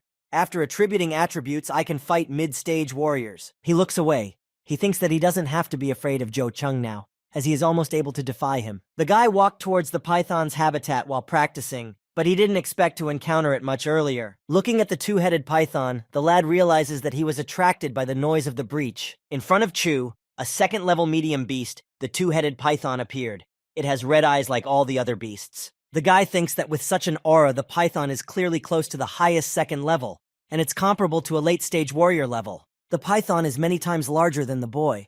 Something resembling blue fire was emanating from its mouth. The boy didn't expect such power. While the first head is spewing something, the second head comes at the boy to eat him. But the guy's talents make themselves known, and he deftly evades this head. Pushing off the sharp fang, he moves on. A blue cloud appears behind the lad. He looks around and assumes it's poison. Chu Mo swiftly runs away from the python. He realized that it is a poisonous mist that paralyzes a person. The guy triggers the wind attribute and the Luo Yan step. He sees that both heads are working in sync. Each attack forces a move to the other head. That's when the serpent manages to rip off a piece of Chu's clothes. The guy clearly didn't expect this and realizes that the one is fast enough. In the deep, dark forest, the two-headed python is rapidly heading after the young warrior. Using his attributes, the lad tries to escape from this powerful beast with dangerous venom. He realizes that he can no longer waste energy, and accordingly it is no longer possible to dodge. He needs to concentrate the energy in his legs. The guy uses the residual energy from breaking through to the warrior realm to use the second level of Luo Yan's step, and attacks. The beast furiously throws itself at the guy. The guy's face hits the ground. But the guy's not there anymore. The two-headed python screams and tries to find the warrior, to which Chu Mo says, "Have you lost something?" Suddenly, one head of the python falls, and the other head turns around and doesn't understand how this happened. With a blade piercing the wind, the guy finishes the battle with one of the heads. The serpent opens its mouth in pain and makes some sounds. A red beam comes out of its eyes. The python moves its head, spews green venom out of its mouth. The guy turns around and looks at it, realizing he made a good bet. The guy managed to break through to the second level of the Luo Yan step. The speed of the flash has doubled. The python's eyesight won't be able to see what he's doing. He's satisfied and says, "I'm invisible to him now, and I can easily dodge his venomous attacks." With a final blow to the python's second head, Chu Mo offers to eat the sword. The tip of the sword swiftly moves towards the beast's head, glistening as it moves. Finally, the second head breaks off from the rest of its body and the python becomes headless. Now the guy can lower himself to the ground to recover from this battle. The guy exhales and thinks, "I'm just scared. Luckily Luo Yan's step broke through or I'd be a mess." Gathering the remains, he sees that 20 vials of blood have come out. Leather is needed for protective equipment, bile is useful for the body, and the blood will give to the girl. Chu grinned, for he fought for a reason. The guy knows that one higher level 2 beast is worth 100 lower level 2 beasts. The guy wants to go back. To enter the warrior realm, he needs to get some techniques from the supply room. Hears a girl's voice. She is screaming for help. Two purple sables run after the wounded girl. She cries out for help. Chumo swiftly overtakes the sables to protect the girl. The girl is clearly shocked by the appearance of the warrior. Her face is in tears. She has no hope for help. Chumo slays the monsters, the girl watching from the sidelines. She is frightened as she watches them. The girl sits down near a tree to recover and starts to ask her savior if he is Chen Siwei's fiancé. Chu finished struggling. He turns around to the girl and asks, "Aren't you Dujin from the elite class? What are you forgetting here?" The girl is puzzled and assumes about something related to the elite class. Just then, the girl grabs onto Chu and pitifully tells her that they ran into the Wolf Chaser King and Shu Guang. Chumo takes the girl's hand, and the girl yells that they need to rescue Chen Shiwei immediately because she is in great danger. Here, Chumo is wary and clarifies what happened to Chen Siwei. When the girl verified that it was Chumo, she was surprised because he had no powers, but he defeated the beast, so he became a warrior. Chumo did not expect to see such a shocked face on the girl's face and assumed that he had scared her. The guy steps away from Dujin and asks if she's okay. On her agreement, he starts to ask what happened to Chen Siwei after all. The girl tells him, after uniting the bases, a pack of wolf-chasing wolves appeared at the trial, and when the girls were gathering wind spirit herbs, those attacked. The guy doesn't understand who he's talking about at all, and questioningly interrogates the girl about the information she said. From Dujin's memories. Sen asked me to run to the other members of the class to help her, and she was injured as I was leaving. The girl begs for urgent help for Chen Shiwei, and tells her that she is about 10 miles to the southeast. The guy leaves and sends the girl to find the rest of the elite class. Swiftly, Chumo goes to help the fiancé of the original owner of that body. The girl stares in the guy's wake, with full confidence that he will definitely help Chen Shiwei. She felt relieved at the sight of Chumo. Chen Siwei is strong enough and has defeated all of Shu Guang's bros. They are standing opposite each other.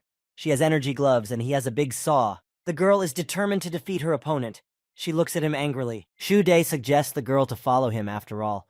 Luoyang base is considered a complete trash, and she beat his guys well. But the girl is very angry. She calls the guy a lowlife who takes advantage of people. He has nothing to do with genius. The guy just mocks the girl, calling her ridiculous. The girl takes a swing at the guy in an attempt to finally overpower him. The guy realizes this. He's very confident and calls the girl stubborn. A fierce battle ensues.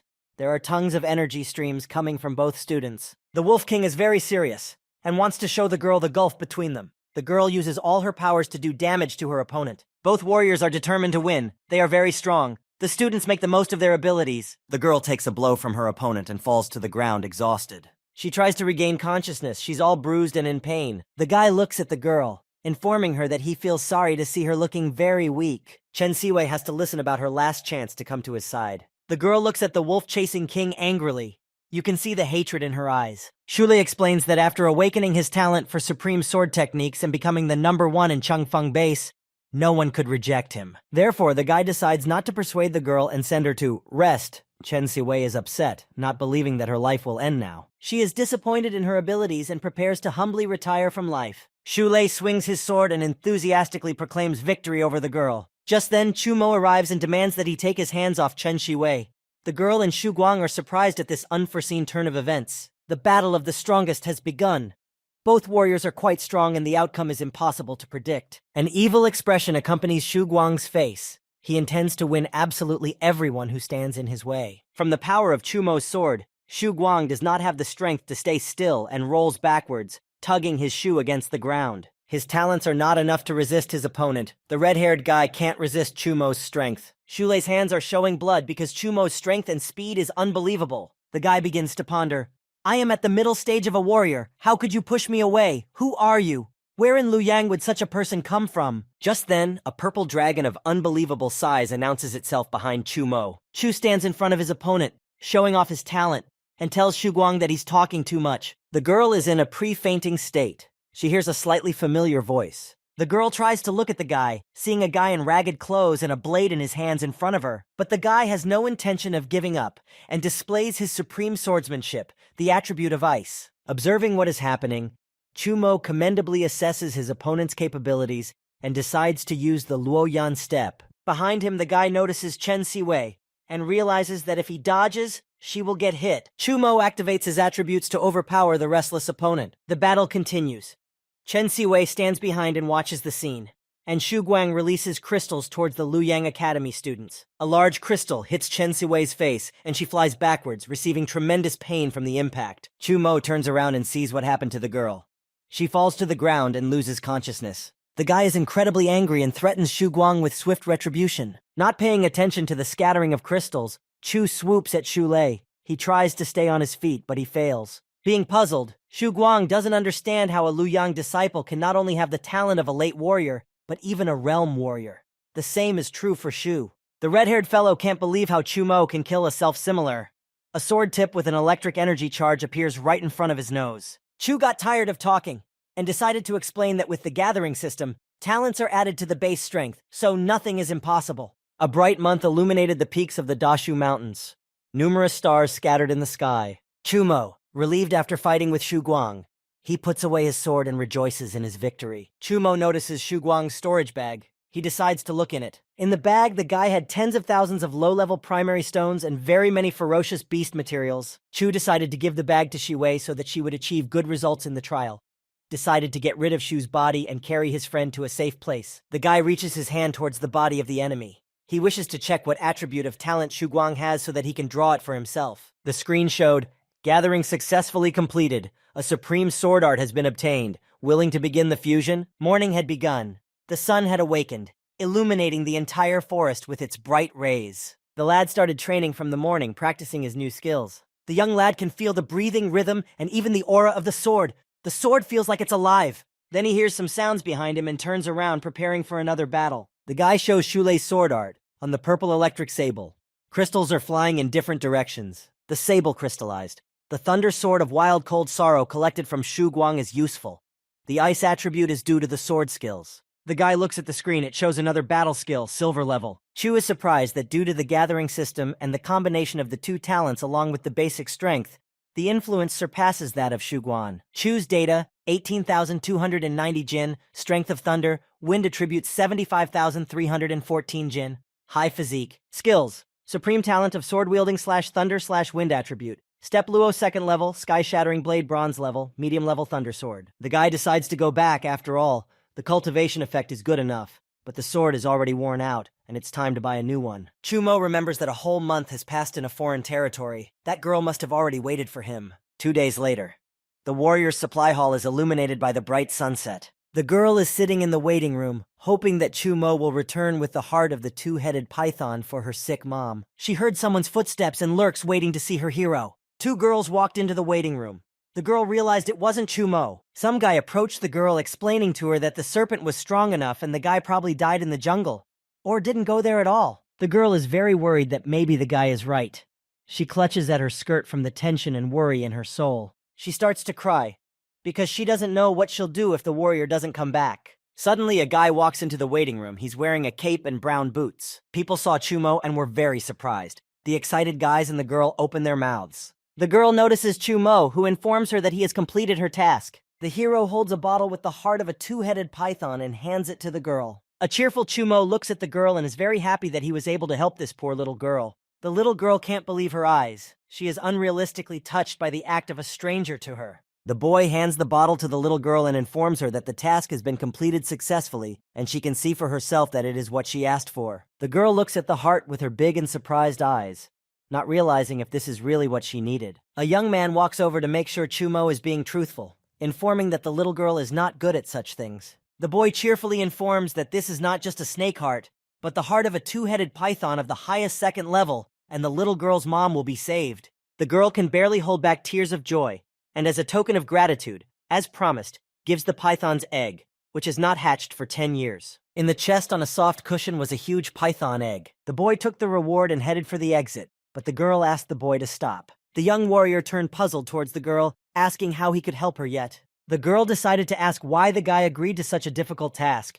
After all, the egg can be called useless. It has not hatched for a long time. The guy continues to walk away and smiles goodbye, his kind eyes lit up with blue light. The guy waves his hand and informs her that he was able to accomplish her mission. The girls are amazed at how the hero was able to defeat a top second-level python.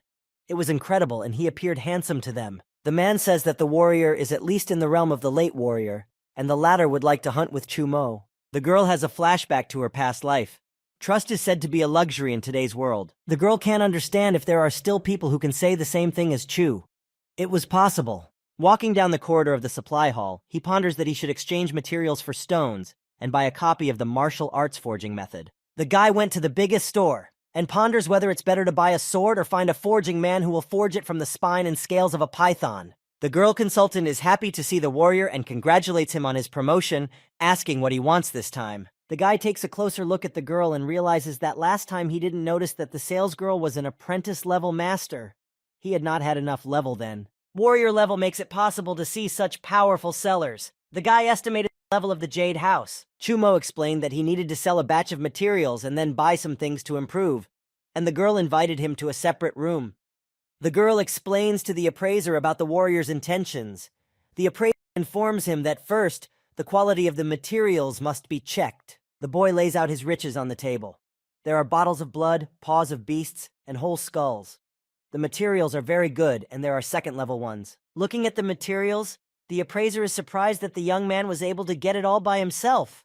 According to my estimation, the value is 156 primary stones of inferior quality. I wonder if you are willing to sell them, informs the appraiser. The lad reports that the prices are fair at the Jade House, and says he needs to purchase items for training, swords, and forging.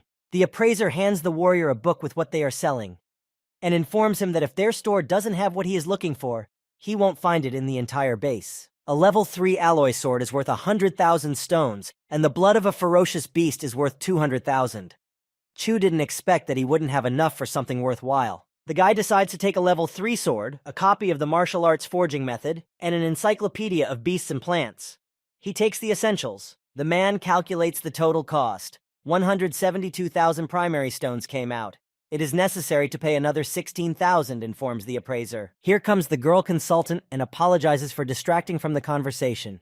Chumo looks at her questioningly. The cute girl whispers some information in the ear of the Jade House appraiser. That's when he informs the warrior that their leader is inviting him upstairs. The guy is surprised and doesn't understand why the leader wants to see him, so he decides to go and check if there's no reason, and tells the appraiser to take him upstairs. From afar, large doors with lattice pattern and glass inserts show up. A nice girl consultant asks to go through these doors. There, the head of the Jade House is waiting for him. In the manager's office was a girl and a woman, who Chumo had preceded in helping a girl who needed the heart of a two-headed python. The older woman respectfully asks the young warrior to take a seat. From the badge on her sweater, Chu realized that the old woman was a martial artist, with 3 bamboo leaves that indicated the level of strength. That's what the legend says. The guy sits opposite the girl and the old woman stands behind the seated mistress. The girl introduces herself as Mo Shan of the Jade Business Alliance and apologizes if she inconvenienced Mr. Chu Mo. The guy replies, "That's all right, Miss Mo. I wonder what Mrs. Mo wants from me," and realizes that since she knows his name, she's been making inquiries about him. The girl explains that she wants to invite Mr. Chu Mo to the Business Alliance of the Jade House. The guy is surprised, and the girl explains that she has inquired about him, but not maliciously. Earlier, she noticed that he had helped a little girl and she was interested. She goes on to explain that earlier, the guy had given the impression of an ordinary man who could not improve himself. The guy listens attentively and seriously to the girl, who assumes that the one has at least a middle-stage warrior, and thus a good talent. The girl notices the guy's seriousness and says there's no point in being nervous. Everyone has secrets, and his secrets she doesn't want to know. The guy remembers that girl and realizes that his good heart, talent, and strength making people realize that Chumo is a true genius. The young mistress clapped her hands for her assistant to bring something. She informs him that the Jade Alliance is always looking for talented people. The woman brought a box that contains a level 3 sword. It is made from the bones and blood of a level 3 beast. It is better than the one the guy chose. The sword looks excellent. The hilt of the sword is long and comfortable. The finish is in the form of red stone. The iron is also red in color. The guy gets up from his chair and thanks Mrs. Mo for her high praise. Chumo explains that he is used to being free and not being bound, so he does not intend to enter into any alliance yet. The girl is serious and explains that they can still cooperate since only weirdos don't want to be bound, but they won't force him to join. The girl tells him that the Jade House is headquartered in Jinling and outnumbered by all the forces of the Luyang base. Offers to join them. She continues that he has to do 1 mission a year, and in return he will get a 20% discount, special purchases, the right to explore treasures and stones.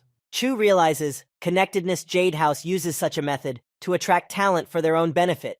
Chu can fulfill his needs. The girl explains that he has time to consider. As a gift, there is no need to pay for purchases. Chu Mo is attracted by the terms of cooperation. The boy examines the sword. He likes it very much.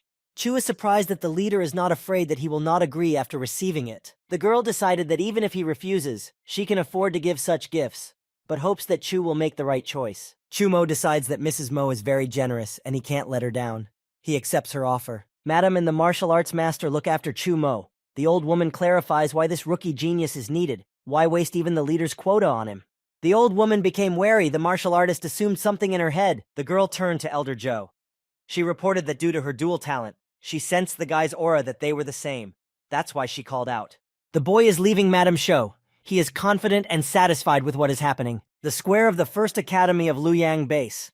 After the double trial is over, the results are told. First place, Chen Shiwei. Rumors have started that although Chen is strong, but Guo Kun from the elite class is scoring higher in the test than Chen Siwei. Following up on the rumors, Guo Kun was severely injured when Xu Guang and his men surrounded him at Mount Dashu.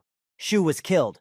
The body was searched for and not found. Chen is called to collect the reward, and she realizes that she won thanks to the savior who gave her Xu Guang's bag, trying to understand who could be the savior. The girl was so deep in her thoughts that her classmate had to elbow her to get her to go up to the dean's office. The dean is serious enough to once again beckon Chen Shiwei to pick up her award. The girl finally gets up on stage for accepting her long-awaited award. Handing over the bag to the girl, there are 10 bottles of blood and 100,000 lower-grade stones, and she can choose any 2 martial arts techniques. The students are shocked that the dean decides to take Chen for personal training, and the resources will increase. The kids are happy for her. The girl searches for Chu Mo among the crowd of students. She's giving herself bad thoughts about him. In an abandoned area outside the city, shouts can be heard. Thunder sword of wild cold sorrow! Several spider monsters are walking. Xu Guang's sword crystals fall on them. The guy is trying out the new sword in his training. Thunder sword of wild cold sorrow, enter! Shouts the warrior before the battle with the spiders. Guy is startled. He has seen something incomprehensible. His blue eyes are wary. There's a cliff right under the feet of the young warrior Chu Mo. A huge mouth with many sharp fangs appears under the guy's feet. The guy engages the second stage. Dive. Chu Mo swings his huge sword and shouts, Thunder sword of wild cold sorrow! His incredible strength allows him to deal damage to his opponents at a high speed. A huge worm crawls out from under the ground. It has long whiskers on its torso. Crystals fall on him, but they are of little consequence to this monster. The crystals clump together. Trapping the worm, they tear it in two. Guy is pleased that the blade is up to the task and calls it perfect. The carcass of the monster is scattered in different directions, and the energy flow from the blade. It accompanies him. The worm left a huge hole. The energy waves completely penetrate inside to completely cleanse the monster. The warrior looks at the hole and thinks, the sword of cold sorrow has begun its plunge, and the sky-shattering blade has finally been perfected. The guy realizes that the new weapon will double the power of his killing methods, and he's sure that now he would be able to kill Guan with a single blow. Chu ponders. I'm supposed to have mastered the art of swordsmanship, but somehow I feel like I haven't finished something. It always feels like that. He decides that he has not reached the next 3 stages of strengthening muscles and bones. Purifying blood, gathering chi. The book describes them as purification. The guy gathers an energy stream of bright yellow color, probably the energy of honey from those bees. Gathering waves of energy around him, he decides it's time to orient himself to doing a body hardening, starting today. The guy changed his clothes and started training his body. He seriously set about developing all of his skills. An excellent red sword helps the young talented warrior to improve. Sitting down to stand a certain technique to develop his body, he immerses himself in cleansing and strengthening. Half a month later, the guy feels the life energy strengthening his bones and muscles. This feeling is truly indescribable. Chu Mo is immersed in understanding and accepting the sensations that are happening in his body uncontrollably. As he squatted down, he was overcome by the sensation that his bones were on fire. Steam coming out of his skin. The impurities had also been removed, so it was impossible to imagine that there would be such a big change after the purification, Chu said. After tempering with the life force method, the speed of refinement increased by more than 5 times. It would be possible to become one of the 3 warriors for this year. Half a month passed. Zhou Cheng might have noticed him, although Chu Mo is not afraid of him. But this family clearly has many masters. Zhou family's estate. The head of the family is looking at the city. Someone else has entered the balcony and is heading toward Zhou Cheng. Zhou Cheng extends his hand and a white bird lands on it, probably a pigeon. An angry man holds the bird on his hand. The man in the back reports that Chu Mo's footprints have been discovered. Jo Chung asks where he is, and the man with glasses tells him that Chu returned half a month ago. He was practicing in the abandoned areas and just returned home. The chapter reports that Chu is a smart man. When K-Nian didn't come back, he thought he was warned to avoid the Jo family. Chung continues by saying, "In the end, a rare treasure was obtained by Jo Chi. I hope he has mastered self-defense skills." Chung grabbed the bird. The man said to keep an eye on the boy, and when he returns to the abandoned area, he will deal with him himself. The man is angry and ready to avenge his son, intending to kill the warrior Chu Mo. The apartment building where Chu Mo's family lives? Chu Mo is there and remembers Mrs. Mo's words. The boy decides to focus on training at the warrior center, because in the wilderness you can fight beasts, but the effect of collecting ki is not enough. Chen Siwei walks into Chu Mo's room and notices that Chu Mo is packing his backpack. The guy was incredibly happy to see the beautiful Chen Siwei. His eyes lit up at the sight of the girl, saying out loud that she's back. The beautiful girl is upset and asks if Chu Mo is already leaving. The guy says that he has to leave for a while. He will be in the city, safe, and promises to return in a few days. Leaving, the guy congratulates the girl on her victory and asks her to rest a little at home, because he knows that she was injured during the double trial. Chu's reaction surprised the girl. Compared to the previous Chu, he is too calm now. The girl doubts that this is her Chu. Jade House, a top-class training building.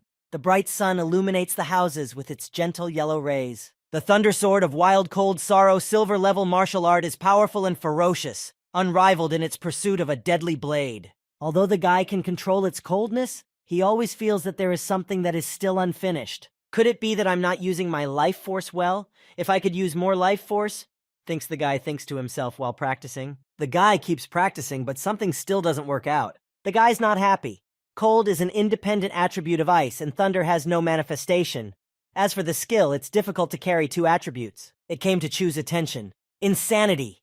It's not about the natural attributes attached to it. It's about the insanity of this martial art. Chu, when a swordsman uses his sword, he has the power to move forward. No matter what obstacles are in front of him, I will cut them down with my sword. The warrior believes that 1,000 swords are like one sword, and one sword is like 1,000 swords. And the only goal is to fight the enemy to the end. An epiphany comes to Chu Mo. There are thousands of ways, but only the sword is invincible. And he makes another sword move. The training continues. The day turns to evening. The orange setting over the horizon still illuminates everything with its light. The top-grade building of the Jade House is also illuminated by the rays of the orange sun. Footsteps can be heard. The guy has finished his training days and walks out of the building towards home. Fall has begun. The guy is dressed for the weather. The leaves are falling off the trees. They are in small holes. Passing by people in masks, the guy looks at them, wondering what's going on. The guy and the girl look at the XU building. The guy thought the building seemed to be moving. The girl replies that there are magic circles inside and outside. The warrior is wary. He sees something not good, which makes his face become serious. And then the unforeseen happens. Shu's building collapses. People are shocked. The debris of the building is flying in different directions, and the brave guy is covering the girl. They don't understand why this is happening. People in uniforms are rushing to the scene, realizing that someone who fear is completely lost is to blame for what happened. The man gives the command to surround the enemies, and if they resist, kill them. Just then, the head of the Jade House arrives and is surprised to see Mr. Chu in front of him. The girl is surprised. The guy has mastered the power of the sword even though he is not even 20 years old. He is definitely a genius, Mrs. Mo decided. Warrior Chu questions the leader. What kind of blade did she give him? Girl. He went to the academy as an ordinary person and didn't wield a sword at all. He's stronger than he realized and needs to be included in the Jade Alliance. There are 3 realms of the sword. The first is the light realm. The second is the shadow of the blade in the sky, unstoppable. The third is when the sword comes out, giving no way to avoid it. Guy ponders that the perfect level of the sky-destroying blade is the first level of the lightsaber.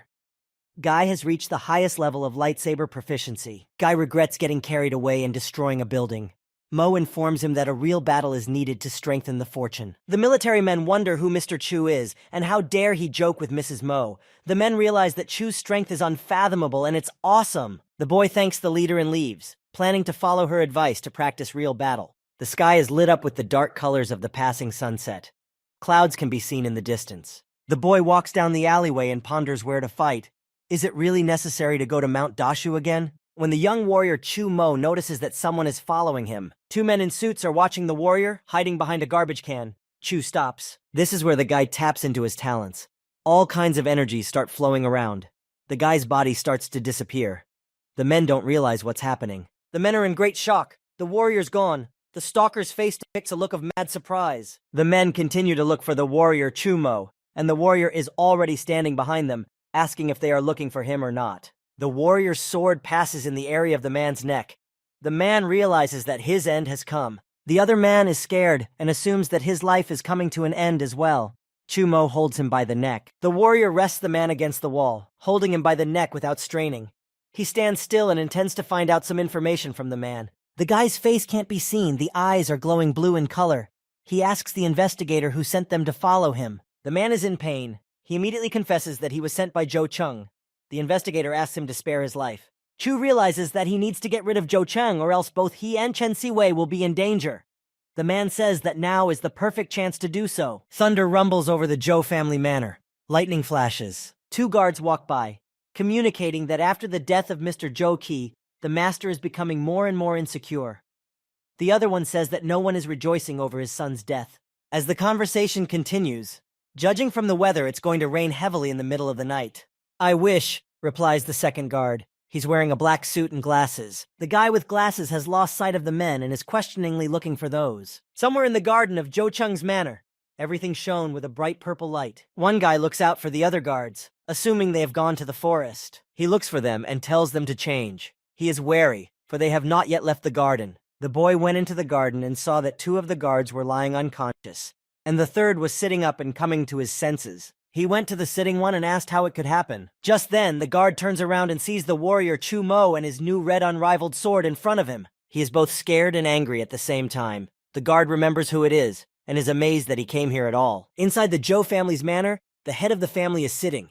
It felt like he was expecting someone. He wondered why the people chasing Chu Mo had not returned until now. Just then, Zhou Cheng heard some noise outside. He didn't like it. Zhou Cheng opens the doorknob and asks where all the people are and what is the noisy argument about. The head of the family, Zhou Cheng, is in a huge shock. When he opened the door, he saw his people dead. He sees this picture, and standing in the distance, a guy.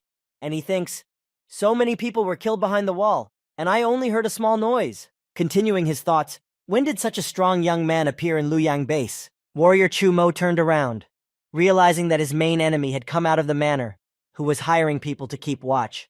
Zhou Cheng, who are you? We have nothing against each other. Why did you kill my men? The guy politely clarifies, you're Zhou Cheng, aren't you? What? You don't even know what the person you're trying to kill looks like? The man becomes incredibly angry and clarifies if the guy is Chu Mo. Zhou Cheng shouts, you killed Qi Nian a month ago. I saw his body, but you just became a warrior. How dare you kill all my men? The man recalls giving his son information about the secret treasure in the Earth Dragon's lair and assumes that Chu took the treasure from his son. The boy looks at Zhou Cheng, who is outraged that the treasure can enhance talents in a month and that the boy took his chance. The head of the Zhou Cheng family is very angry and intends to pounce on the young assassin of his precious son. The man sends sword-like energy streams directly at the boy and tells him that he is about to kill him and he had a chance to escape. Chu analyzes Cheng's actions, saying that the man is using the energy to move the swords to increase the distance. He's very skilled at using power. Chu Mo is very angry, hitting the ground with his foot. He destroys the ground and everything around him is lit up with his life force. The swords fly straight at Chu Mo, who has turned on his protective shell and is smiling evilly while looking at the man. Zhou Cheng did not expect that. This kid has reached a level where one can use life force. But that possibility is there, Cheng says. The man is sure he is stronger than the young lad and tells the man to look at the sword. Zhou Cheng swings his sword at the young warrior and expects to be able to hit the target, but Chu dodges. There is a serious battle going on between 2 very strong warriors. It's not clear who can win this battle.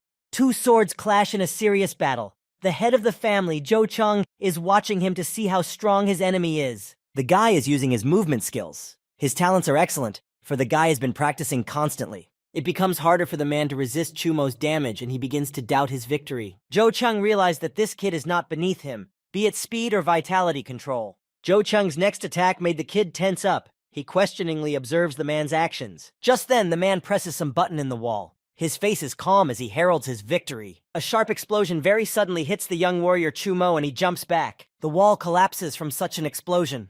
Darkness. Not a single warrior can be seen. The guy groups himself and flies backwards so that he doesn't fall. He's accompanied by blows after the explosion. The guy feels sick. He can barely stop himself with his red sword. Guy is shocked by this turn of events and looks warily in the direction of his enemy. Chung goes at him and says that even though he has increased strength due to the secret treasure, he is severely young, and he has a backup plan in his territory. Chu is having a hard time, and Chung promises to take him apart and pour out all his blood, which contains the secret treasure. Spreading his swords, the man tells Chu to go underground and make amends with his son. Chumo tries to stand up. 5 energy swords fly at him. The swords fly past the guy who is up to something and looks at Joe Chung with the eyes of a man who won't give up. Just then, Chumo flies up saying, "Floating light steps." The guy, unexpectedly to Joe Chang, abruptly appeared right in front of the man's face. The man is shocked at how fast the guy can move. Gathering energy streams around him, he says his next talent, Thunder Talent, and rests on the old man's face, engulfing his body with all his energy waves of higher power attribute. He makes a final tug, causing Joe Chung to fly backwards. As the man flew backwards, he was surprised. Wasn't the guy wounded? The man himself injured from Chu's punch. The man lands on the ground. You can see the fear in the man's eyes. The guy recalls Joe Chi's words and calls him a shameless rascal, for he thought that Chu would be defenseless against his father. The warrior Chu Mo catches up with the man with a final blow using his strength. The man uses his 5 sword as a shield. A loud explosion occurs, not boding well for Chu Mo. The young boy looks towards the man and sees nothing. After all, everything around him is in gray smoke. The man is very angry and is not defeated. His eyes have turned a bright red color. The furious man tore his clothes and explains that he will now show why even the warriors dare not mess with him in Luyang base. Rapidly picking up speed, the red-eyed man shouts, "Sky-destroying blade! 10,000 blades!" The guy looks and assumes that the man is activating a power outside his realm. Alienation after perfection. It's a good time to test your strength. Heading towards the guy, Chung doesn't understand why Chu isn't hiding. After all, even a single blade would kill him, even if his strength has reached the master level. The man is confident. No matter what, Chu will definitely not be able to pierce through his 10,000 blades.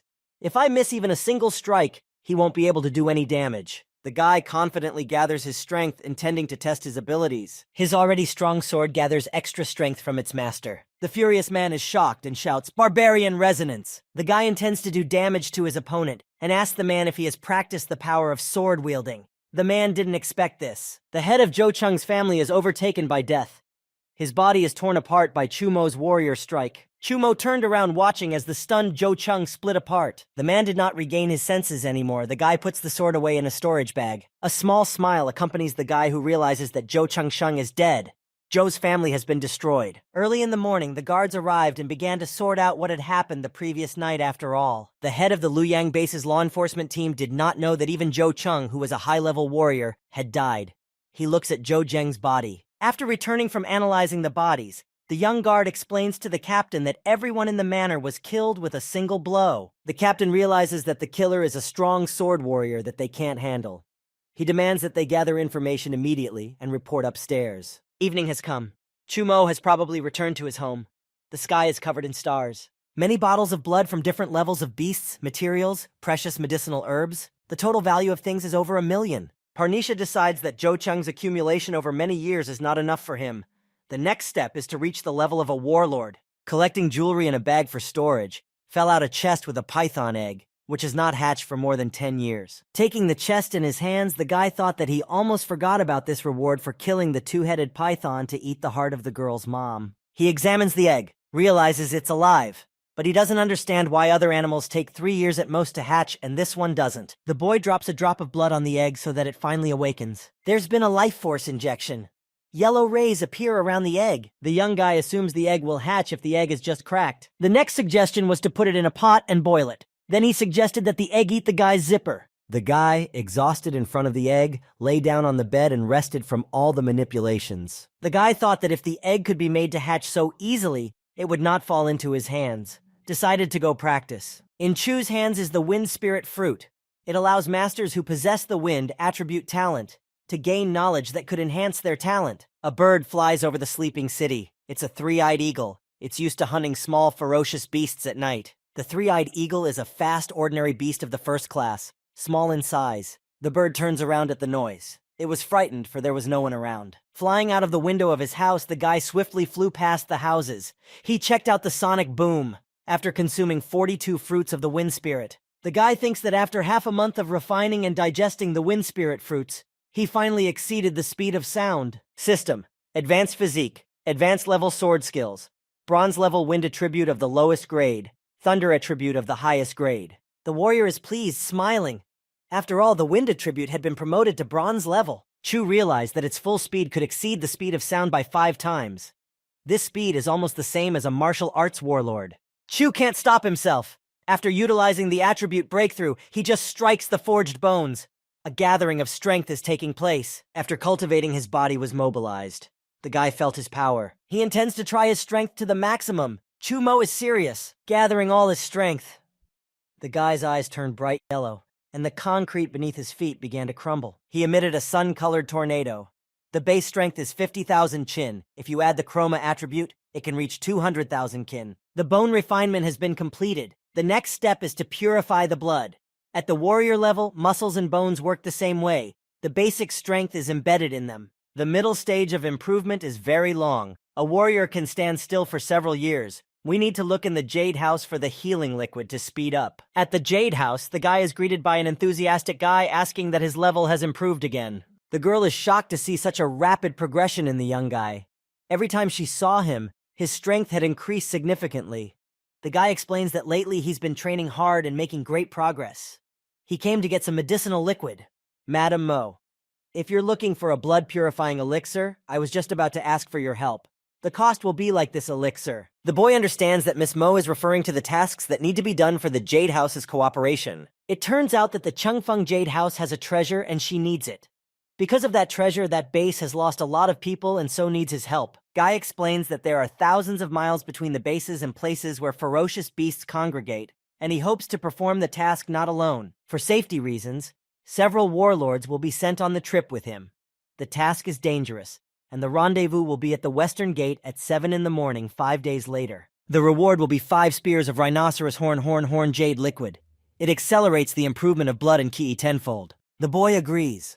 The horned rhino horn is rare and hard to obtain, so the Jade House is willing to splurge on the reward. Guy decides to get his hands on the elixir and sets out on this quest. He's standing there, 5 days later at the west gate of Luoyang Base. Mission team members. In terms of improvement level, all the team members are at late or peak warrior level, and the strongest has reached warlord level. The girl turned around after hearing that young warrior Chu Mo had arrived. Miss Mo calls out for Mr. Chu to join them. A red-haired girl and a muscular guy are standing next to her. Madam informs them that they just arrived.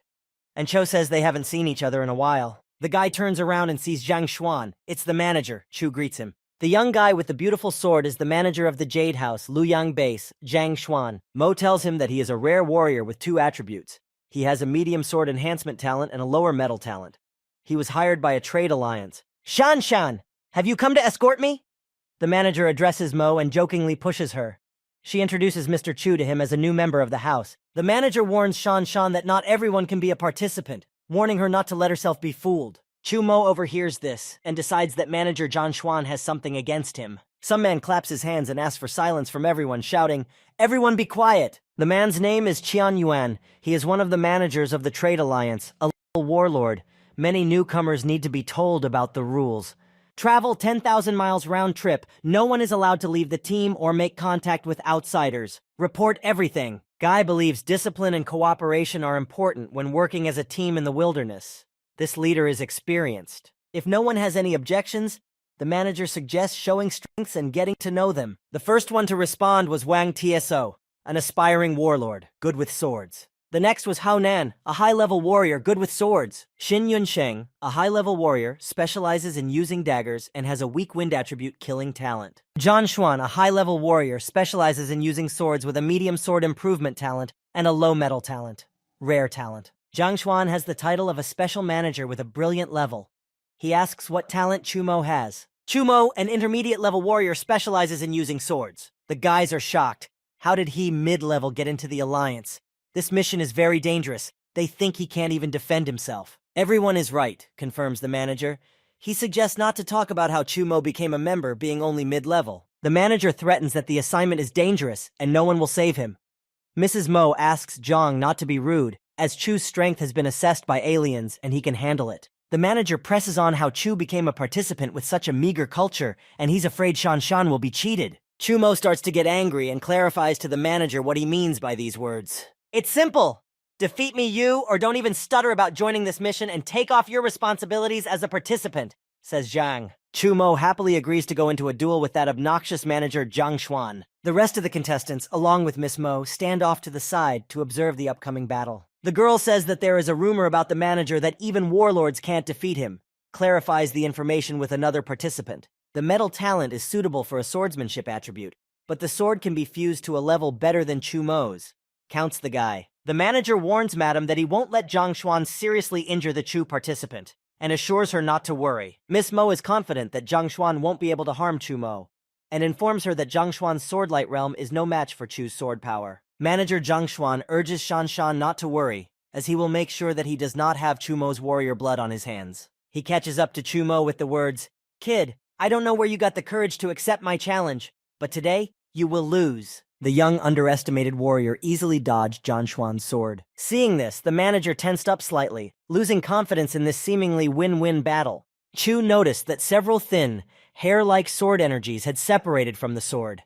If not for the ability to see at the speed of sound, Chu would not have dodged the needles. The guy was worried that if his blood vessels could be cut and everything would be ruined. That heartless Zhang Xuan cannot be held back. Based on such conclusions, the guy decides to practice his skills in this fight on a serious course. The other warriors do not understand at all what is going on, what warrior Chu Mo is going to do. Zhan is serious, explains that having reached the realm of swordlight, the metal talent directs the sword energy to penetrate the body like a steel needle. Zhan promises to make Chu Mo disabled. Chu Mo is very angry and urges him to repeat those words. Here, he plugs in his energy streams of attribute talents, and purple lightning emits waves of energy. Warrior Chu Mo grabs manager Zhang Xuan's sword with his bare hands. His strength is capable of allowing such a thing to happen to him. The sword shatters in Chu Mo's hand. The energy flow is so strong that this action does not harm its master in any way.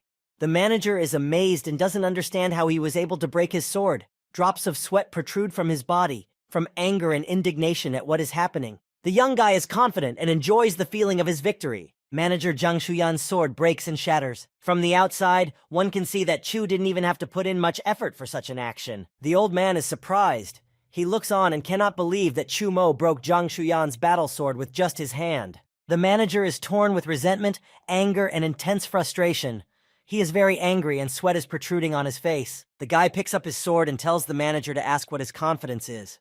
The man doesn't understand what Chu Mo's next move is. He is frightened that he even closed his eyes. The guy is using a traveling technique that is 6 times faster than the speed of sound. He's only a shadow. He is already moving swiftly towards his opponent, indicating his actions as an answer to the question of confidence. The man takes many blows from Chu Mo and falls down exhausted in front of Chu Mo's talents. He fell to the ground. The realization came to him that being an opponent for Chu Mo was no use. He accepted his weakness. Manager Chun Yuan flies over and examines the guy to realize how much damage the manager had taken. Miss Mo also walks over to him. The warlord looked at the manager and realized that Zhang Xuan was still alive, but his blood vessels were damaged and he was now disabled. The other warriors realized how he had become a member of the Jade House. He is indeed an extraordinary person. Zhang couldn't compare to a member of Chu. Miss Mo informs that now, finally, no one will have any doubts about Mr. Chu's strength. She calls for a break and prepares to leave. 4 days later, the members of the Jade House continue on their way, even at night. The warlord explains that it is almost night and tonight and they will rest here. As usual, one cannot make a fire without attracting beasts of light. Continuing the edicts, he reminds them to patrol in groups of 5, changing every 2 hours. The girl is glad that Old Man Qian is experienced and 80% of the ferocious beasts they were able to avoid. Tomorrow, they will already be at the Changfeng base. Everything went smoothly. The warrior agrees with the girl. This was his first time in Old Man Qian's team. One of the guards of the Jade House wanted to add something, but he was abruptly illuminated by a bright light. Before he could say anything, a white shadow covered his head, and except for his hand with his thumb raised, he couldn't do anything. The other people did not immediately see what had happened to the lad. The guy saw something incomprehensible and opened his mouth in surprise. The girl Xin Yunsheng was startled and didn't realize what had attacked the guy in the first place. The girl fell to the ground, so much she was scared. The rest of the guards went towards the girl to help and protect her. No one understands what is happening to the young boy. They are watching with their mouths open, realizing that Hao Nan died unexpectedly. Chu Mo stands up for the rest of the people, urging everyone to be careful.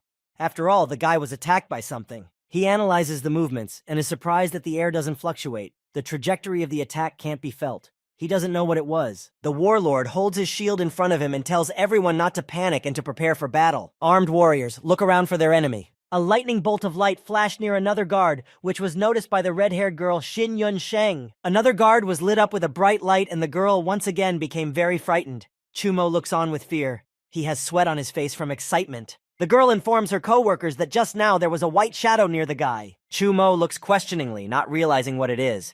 He hears sounds from behind him. There was something beside the guy, and thanks to his incredible speed, the guy managed to escape from the enemy. An unusual, ferocious beast appeared beside Chumo. It had a huge, fluffy tail. All over its body is a brown mane. The guy was frightened. It was the first time he had seen such a beast, and was surprised how the beast, all of a sudden, appeared behind the guy's back. Experienced Old Man Sang realized how bad their situation was for the predator. It was a bursting white weasel. The guys and the girl prepared for battle.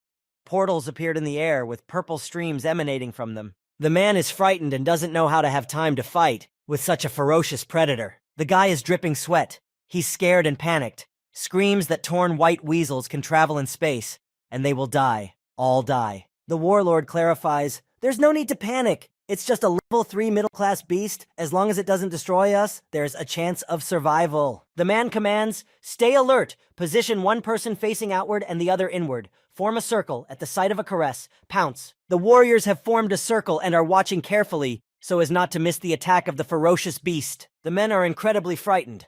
Their faces are covered in sweat from the tension. The warrior does not believe in defeating such a ferocious beast because it is extremely fast. Chumo sees that Qian is experienced, and this position allows for maximum observation in all directions.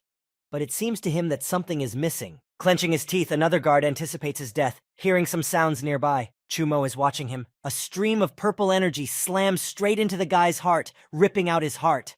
The guy falls down, losing consciousness before his impending death. The team of Jade House members can't keep up with all of the White Weasel's attacks. The people notice the young lad's heart falling out of his body, and a white shadow flashed by his side. The guys are very scared. Seeing the heart made them even more scared. Chumo thinks he's not ripping out the heart for prey, but to tease the scared people. He doesn't understand how the weasel has psychic skills. The next guard in the hat is hit by a ferocious beast. It also leaves him with a body without a heart. Chu's boyfriend looks on with shock in his eyes. Several guards were caught in the crosshairs of the weasel, one by one, left without hearts. Old Man Qian is also expiring sweat, but explains to the others that the more panic, the more likely it is to be taken advantage of. People are sickened to see this picture, all standing with disgust on their hearts. Xin Yunsheng reports that she saw the weasel, but the weasel was too fast and there was no time to attack it. Shu Hao's boyfriend Shu Hao feels really bad, screaming that he can't take it anymore. He is incredibly scared by the attack from the weasel that is happening. Shu Hao panics and starts waving his sword, screaming for the beast to come out. "Go to hell and die!" The girl is surprised by his behavior and tries to calm him down. But it's to no avail. The guy runs wherever he goes, continuing to call out to the predators and swinging his sword. He doesn't want to let everyone get killed. Purple waves appeared behind him. He heard a purple-colored portal open behind him. He realizes what is about to happen.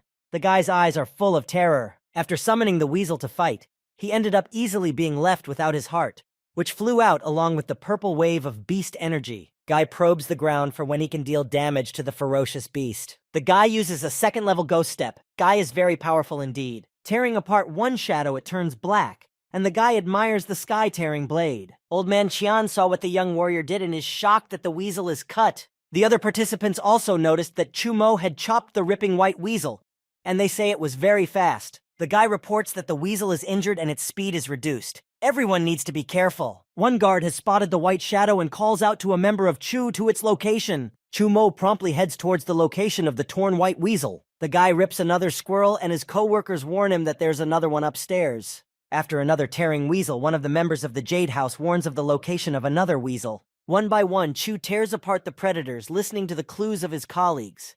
This time the weasel was right behind the guy. The girl tries to figure out what the weasel wants. After all, it doesn't leave its prey unless that prey is dead, and it must still be there. The wounded squirrel might be looking for an opportunity to strike. If she's brave, the next target will be Chu, and this is his chance to kill her, counts Chumo. Xin Yunsheng warns participant Chu that another weasel has appeared from above. A huge predator attacks from behind Chumo, intending to bite off his head. Purple energy illuminates the beast. The ferocious beast opened its mouth, revealing long, sharp fangs. White drool comes out of its mouth and its eyes are illuminated with yellow light. Chu listened to the predator's actions. Faster than the speed of sound, he dodges the enemy. The warrior's strongest sword strikes with a red energy stream. Guy passes through the torso of the beast, and the beast falls down, making sounds of pain. Guy lands on the snake, leaning on his knee and arm. Everyone is shocked. The colonel reports that almost no one survives below patriarch level when encountering a weasel. Participant Chu has indeed killed her. The colonel realizes that in an encounter with a bursting white weasel, he would not have survived.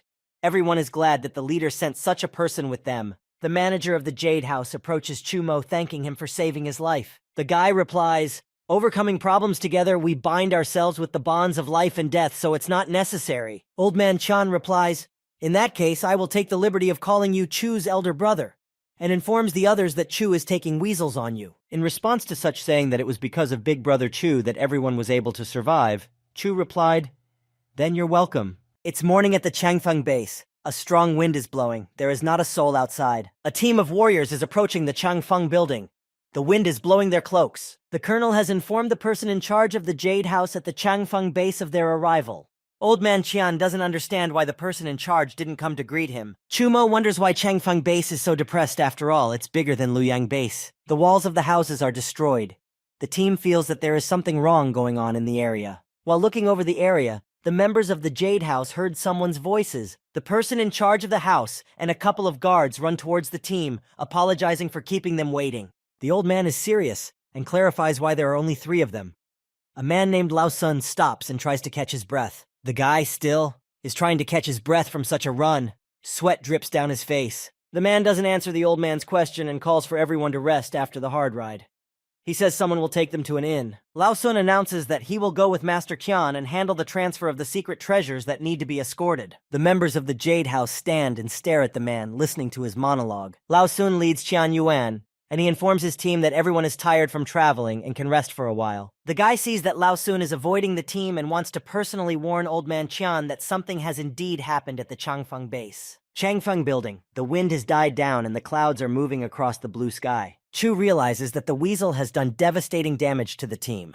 If he gathers her blood with the ability to move in space, Chu's strength will increase. He commands his body to gather material from the torn white weasel. A bright light emanates from his hand. The screen. Acquisition successful. Acquisition of secondary spatial talent. May I request a merge? The guy agrees to the fusion and conducts the energy to his chest. Beams of energy erupt from his body. The guy cultivated. The screen reports that his spatial perception ability has been activated. Chumo feels the refinement of his body and sees around him quite clearly. The guy questioningly observes the surrounding spatial perception and realizes that he can clearly perceive within a radius of 50 meters. Seeing even a girl who bandages her hand in her room, he wondered what is the ability to break through space. After all, one can transport oneself like a tearing white caress. He decides to try out the new skill. He breaks through space. The guy is very happy with his new ability. To practice, he grabs a pigeon sitting on a tree branch. It didn't manage to fly away. This talent is both offensive and defensive. Spatial perception allows one to detect and find. A rift allows one to move instantly. Old Man Chun, along with the Changfeng base's house in charge, saw Chu and asked what he was doing there. Chu Mo jumps down from the tree and asks if Big Brother Qian is finished. Old Man Qian explains that everything is done, and they will be making the return trip tomorrow. Lao clarifies if Chu is his nephew. Qian laughed, for he would wake up laughing in his sleep if he had such a son or nephew, and told about the pride of their team, Chu Mo. Lao Sun informs him that if Chu has business at the Changfeng base, he will help him. After all, you can't miss out on such a young talent. Chu thanks Lao for his kindness and asks, "Why are there so few people at the base? Something happened here?" The man realizes it's okay to tell Chu, but he didn't say anything in front of everyone so as not to cause a panic. The men hear shouting. Chu turns around to see what's going on. The men run away in wild terror. There's a huge dragon following them. The guy knows it's a 3rd-level spiked-back dragon, and realizes that if the Patriarch missed the base infiltration, the base is out of commission. The ferocious level 3 beast opened its mouth and began to growl menacingly at the humans. A little girl is crying, sitting in the ruins. She's calling for her mommy. Chu heard her. The boy rushes to the girl's aid. The warrior manages to make it in time, because the huge hand of the beast almost grabbed the child. He strikes with his foot, right on the dragon's paw. The ferocious beast is furious. He's throwing slabs of concrete, and is ready to crush everything in its path. Chumo hands the girl over to the old man and asks Brother Qian to take care of the girl. to which the manager implores him not to worry. Chu heads out to attack the dragon with the spiky back. He must defeat it. Lao. Among level 3 beasts, the humpback dragon is difficult to deal with. How can Chu deal with it alone since he's a 3rd level guy? Holding the girl in his arms, Old Man Chan inspires Lao to be confident in Chu's strength. The dragon is incredibly ferocious. The old man reveals that Chu's older brother is an extraordinary mid-level warrior. Warrior Chu Mo swiftly heads towards the beast. In his hands is a sword. The dragon has spikes all over its tail. It's very strong. The dragon continues to scatter pieces from the broken road. The guy plugs in a 2nd level ghost step and makes an attack on the dragon. Bouncing off the dragon's tail, the guy heads closer to the ferocious beast's head. Chu Mo moves on the dragon's back, and the dragon turns around, trying to realize what's going on. The beast tries to flip the spotted guy off. It shakes its entire body. Chu Mo can barely stand on his feet. The beast is big and smart enough. The audience, in the form of Master Chun, the responsible Lao, and a little girl, are worried about the hero, shouting at him to be careful. The guy grasps the tail of the beast, trying once again to get on the back of his rival. Chu deftly scrambles from place to place to avoid falling off the huge dragon. Bouncing off the dragon's body, the dragon feels the weight of the young warrior. The dragon tries to turn around to finally see his opponent. The boy is ready to do some damage to the huge dragon. He screams before crushing the beast. The dragon is unbelievably terrifying. Its eyes are glowing and it has many sharp teeth sticking out of its mouth. The boy leaps onto the ferocious beast's head. His energy streams emit lightning-fast lines that accompany the sword before striking. Crushing blows are delivered to the ferocious beast of the 3rd level. Piercing through the thick skin of the spiky dragon, Chu was able to hurt the beast. The boy finishes his attack on the beast, the sword illuminated with a purple color. The beast, struck in battle, falls to the ground. Energy streams of purple color pierce the powerful body of the dragon. The guy looks at the beast and hears shouts from behind him that, "Member Chu saved everyone!" Old Man Qian runs to Chu Mo and yells that he is very strong since he alone so easily decapitated that humpbacked dragon. Chu asks what is going on in the base. After all, it is impossible for a level 3 beast to get closer than 30 kilometers to the base. Lao replies that in the past 2 months, the ferocious beasts have become extremely active. The base sent several groups to scout, but those groups did not return. Lao goes on to say that the ferocious beasts have started attacking the base more and more often. Changfeng Base sent out 5 of the 6 warlords. And now, only the captain of the guard, Patriarch Xie Yuan, remained at the base. Warriors and warlords have been mobilized, resulting in a severe shortage of warriors. Qian hopes that they can figure out the cause and resolve the crisis soon. And if Lao Sun needs help, the latter can speak up. Chu Mo doesn't understand where the 3 patriarchs are, and what about such a problem at the base? They sent their disciples on a double mission to Luoyang Base. The boy wondered if there was a more crushing problem than ferocious beasts. He turned around when he heard excited shouts. The uniformed men ran towards the team and started shouting that the dragon had been destroyed, and they thought it was too late to run to help. The guy turned to Sun, asking that he was the one who killed the dragon, and explains that the western part of the city was also attacked. People are in short supply. Lao Sun explains that he defeated the ferocious beast, is Mr. Chu Mo, a member of the Luoyang-based Jade House. The young guy turned to the participant Chu, thanking him for defeating the bursting white weasel. Here he receives a call. On that wire is the captain of the guard. She is asking Mr. Sun, participant Chu, Master Qian to go to the center. She has something to discuss. Chu Mo is very surprised that the captain of the guard is interested in them. Luoyang Changfeng Base Center. There is a guard captain waiting for the team there. The guy explains that as the patriarch, the captain of the guard sat in the center and couldn't just take off. Warrior Chu Mo confidently walks into the guard captain's office. Guy asks to go in there. A member of the Jade House, Chu Mo steps over the threshold of the office and senses something amiss. The guy's pupils constrict. He is wary and surprised by what he sees. The guy sees that all of a sudden it's darkened. It's a trap, an illusion, says Chu. Here he turns on his spatial perception and tries to see who is in the office. A multitude of arrows lit in purple color out of nowhere fly towards the guy. He walks between them. It's all kind of weird. It was an assassin's technique, but he didn't feel the assassin's aura. The guy deftly dodges the arrows with his spatial perception talent. Some girl is watching what's going on. She liked it, which was very perceptive. After a while, Chu notices someone's body in the distance. The person is sitting on a chair and looking at Chu Mo. The warrior swiftly runs towards the stranger. He is sure that it is his next enemy. The girl is startled to be seen and realizes that Chu is using a spatial talent. The guy lunges at the man, with the intent of doing devastating damage on the enemy. The girl noticed this. While striking the man with his sword, Chu is sure his attack was unexpected. The lights come on. Chu looks around and doesn't realize where everyone has gone. The chair is destroyed from his damage. The man claps his hands. Chu doesn't know who's playing this joke on him. Standing behind Chu is the captain of the guard. She is happy to see Chu and continues to applaud him.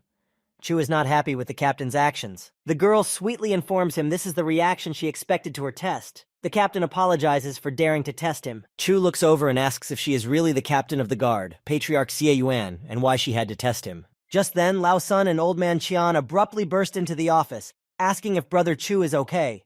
As soon as Chu entered, the door closed right in front of them. She explains that the movement of beasts can be artificial, and the opponent's energy contains the power of a beast. It will be detected in a surprise attack. The girl can trust Chu after such a test and invites him to become a special member of the Changfeng base security.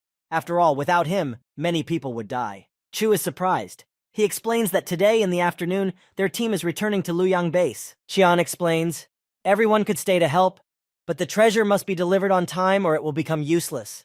Without Chu, they won't be able to make it on the way home.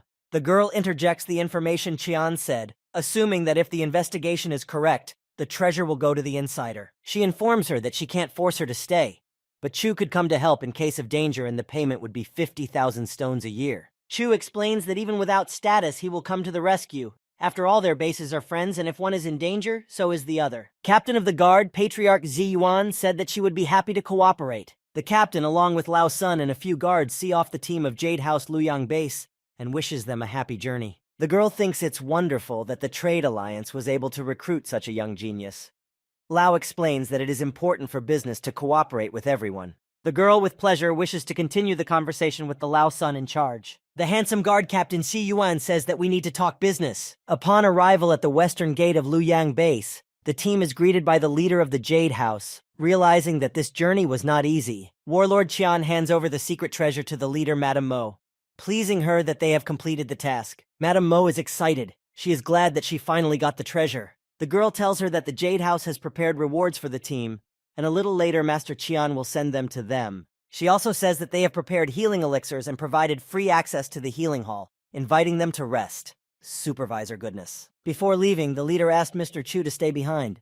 The two of them get into a white car that stands in front of the west gate. The girl explains that she knows he killed the ripping squirrel, and she is surprised that Mr. Chu is stronger than she thought. The boy is pleased that the leader of the Jade House complimented him. The girl informs him that she has a request for Mr. Chu and asks if Chu wants to see what treasure they were transporting. The guy asks what's in the box. He's very curious to know. In the box, the secret treasure is a key that opens a secret world. It's called the Manhwa Disc. Something happens at Changfeng base. The person in charge yells that he really doesn't know about the Manhwa Disc. There is a man standing in front of Lao. Lao explains, the secret treasure was an expired elixir. The man in blue says that's not the information. The captain questions Lao, telling him not to be afraid of her, as she won't eat him. She admits that the Alliance has experts, but their base isn't shabby either. In a recent study, the energy fluctuations between the Wanhua Kingdom and the modern world were discovered, and Mo Shanshan wants to take advantage of the treasure. Knowing all this, can't Changfeng base investigate anything? Asks Captain Lao Sun, informs her that she has misunderstood. The captain tries to bribe Lao that the tax will be reduced by 5% for the Jade House. They are sending 2 people to the Wanhua Kingdom. Lao Sun thought about the 5% tax reduction. There is a hidden camera upstairs and someone is watching their conversation. 3 masked people are watching the conversation at the Changfeng base. A mystical mirror produces actions and sounds from the captain's office. The 3 masked men hear the information they need to know and contemplated their next move. The masked leader has some kind of Japanese badge on his cape that glistens in the sunlight. It's evening. 10 days later, in the house where Chu Mo and Chen Sui live, the warrior Chu Mo is standing very serious. In his hand is a small sword. With this knife, warrior Chu Mo stabs his finger. Dark red blood flowed out of the wound. The guy raised a small amount of blood into the air. Streams of blood-colored energy rose up around him. The guy throws the drops of blood to the side, followed by a wave of blood-colored energy. The blood, along with the flow of energy, was able to destroy a section of the wall. The blood arrow flew out of the hole in the wall and headed in an unknown direction. Chu Mo paused in the pose where he sent drops of blood into the wall. The hole in the wall went all the way to the street. Gathering his hand into a fist, the guy commanded the blood to return back to its master. The blood, also in the form of an arrow of energy flow, returned back to Chu's apartment, but already through the balcony. The great perfection of blood purification. Qi blood is like mercury, condensed and not dispersed, thanks to Mo's pill. The guy recalls Mo's words. She discovered that a realm will appear in a month, And this Manhwa disc is the key. Mo invites Chu to go to the mystical realm of Manhwa in search of the Black Stone of Chalcedony. After all, one can only enter there below the warlord level. Mo informed that only the Black Chalcedony stone needs to be taken and she won't fight for other finds. Chu needs to go up to the late warrior level. The boy recovered from his memories and looked back at the hole in the wall. In the concrete rubble in the hole in the wall was some kind of box. Chu noticed it. He pulled the box out, not realizing how it was there or what might be inside. Inside the box were letters, pills, someone's heart, also knives and stones, also bottles with colorful liquids and books. Chu wondered what the unusual blue crest was, with drawn Japanese symbols and a border in the shape of fire. Chu believes that he has absorbed all the memories of the original owner, but he has absolutely no memory of this chest or the crest. The warrior Chumo picked up the book, assuming it was someone's diary. The girl writes that her level has stopped at warlord, and there is no reason to level up. He said that we are humans abandoned by the new world. There's no way for them to survive. The work in the research lab is not going well, and there aren't enough level 5 test beasts. We need to look for level 6 or 7. The girl is worried. Xiao Mo is 15 years old. He's an ordinary person. He is right. Physical fitness is not only heredity, but has the possibility of weakening. The girl went into the forest. Chu read, "A ferocious beast of the 7th level appeared in the west in Yaoshi Forest. I must go and see." Continued, "Xiao Mo, wait for mom and dad. We will definitely change your physique and you can reach warlord level." The guy is analyzing what the original body owner's mother was working on. A way to change the cultivated body? Guy doesn't understand. Chu took the knife in his hands and felt its lightness. It is cold and chill in his hand, almost weightless. This dagger is an unusual thing. 10 days later, a team of people gathered at the edge of the forest. The leader of the Jade House is surprised why Mr. Chu didn't come. The girl is Patriarch Susanna, a peak-level warrior. The guy is Patriarch Liao Yu, peak warrior level. Both of them are from the Changfeng base. Susanna doesn't understand why Miss Mo is waiting for Chu. What makes him so good? The guard saw Mr. Chu and reported it to Madame Mo. Warrior Chu Mo has come to the meeting. He's very serious. His face is angry. Madame Mo noticed that there is a different energy coming from Mr. Chu Mo. Susanna says that an aura like Chu Mo's cannot be that of a mid-level warrior. Liao Yu reports that the girl is too emotional. A joyful Miss Mo Shanshan surprisingly clarifies to Mr. Chu Mo that he has leveled up again. Chu Mo reports that he has retrieved some things and asks for her help in recognizing the 2 daggers. Mo. It is made from the bone alloy of a level 4 ice crystal bird. It is used as a concealed weapon. It has no sound and has a hidden effect. The girl wants to test Chu's abilities in the mystic realm. Liao Yu asks her not to put sticks in their wheels. After all, they just need to gather information. Chu Mo senses energy fluctuations and assumes it is an entrance. People have sensed the wave fluctuations and are wary, waiting to enter the mystic realm. The girl holds up the key to the mystical realm and informs them that the time has come and they are ready to enter Wanhua. The girl explains that upon entering, random teleportation may occur. She will report her location and everyone needs to come to her. The leader of the Jade House retrieved the Wanhua disc and it hung in the air right above the girl. A huge portal opened and the team traveled inside the mystical realm. Mrs. Mo summoned everyone to move into the portal and everyone ran, with serious faces, not knowing what would be waiting for them there. After the heavens and earth changed, small worlds appeared in different parts of the blue star. They were hidden and named mystic realms. Some realms were rich in resources. They had mountains, water and life, beasts and treasures, while others were barren. Not an inch of grass grew in them. The Wanhua mystic realm was one that, after being explored by the warriors, were found to be rich in resources. A man flew out of the portal and screamed at the speed of the fall. It was Chu Mo. He feels dizzy. Teleportation is so unstable. He decides to take a look around. The guy taps into his spatial perception and looks at his location. He realizes that there is no danger nearby. He sees the flowers and knows that it's a 500-year-old multicolored orchid and a 300-year-old Minmu grass. With so many precious spiritual herbs, the concentration of spiritual power is extraordinary. From the life force emanating, the beasts here are not weak. Chu Mo noticed something in the air. It was the torches that Mo Shan was letting out so that everyone would find her whereabouts. The guy assumed that everyone had already arrived safely and started packing. He too decides to come as soon as he can. The leader and guards lined up in a circle to defend themselves from the ferocious beasts. The wolf-like ferocious beasts with white eyes surrounded the people and grinned their mouths with sharp fangs. The manager of the Jade House informs the attendants that these are ferocious second-level beasts, but there are too many of them, so everyone should be extremely careful. She pierces one of the beasts with her sword. The one falls to the ground already headless. The battle is in full swing. The attendants are trying to maximize the kills in order to protect their boss, namely the manager Mo Shanshan. The beasts are attacking from all sides. There are no fewer of them. The supervisor also uses all his strength to win. While one of the attendants was dealing with another beast, another predator attacked him from the back and pierced a patch of skin on his shoulder. The man is in a lot of pain. The beast's eyes glowed red. Another attendant came to the aid of his colleague and decapitated the attacking predator with one blow of an axe. The wounded attendant tries to leave the scene of the battle as soon as possible. He is in great pain. The attendant who saved his colleague, in time to react to the sounds from outside, and turned around before another fierce beast bites him. The young man tries to defend himself against two ferocious wolfhounds of this mystical realm at once, but he is already losing hope of winning them over because there are so many beasts and it is impossible to kill all of them. Manager Mo Shanshan fights to the maximum and urges everyone else to hold on both physically and mentally, for they will be able to escape when the rest of their team arrives. Engrossed in the battle, Miss Mo doesn't notice the huge maw behind her, but one of the guards warns her of the danger coming from behind. She is alert and intends to defend herself against the beast that befalls her. The young manageress turns back and sees before her the huge mouth of a ferocious beast about to bite her. She is frightened and intends to dodge, but she is not sure if she will be able to do so in time. There is intense fear on her face. As the girl was preparing for her death, Warrior Chu Mo had already dealt a devastating damage to the ferocious beast by connecting his energy streams. The beast's head swiftly flew aside, separated from the beast's torso. The great warrior Chu Mo arrived just in time and saved Lady Mo Shanshan from her impending death. He is very angry and intends to deal with all the enemies who are preventing the team of Jade House members from passing through. The young manageress is very happy to see her savior.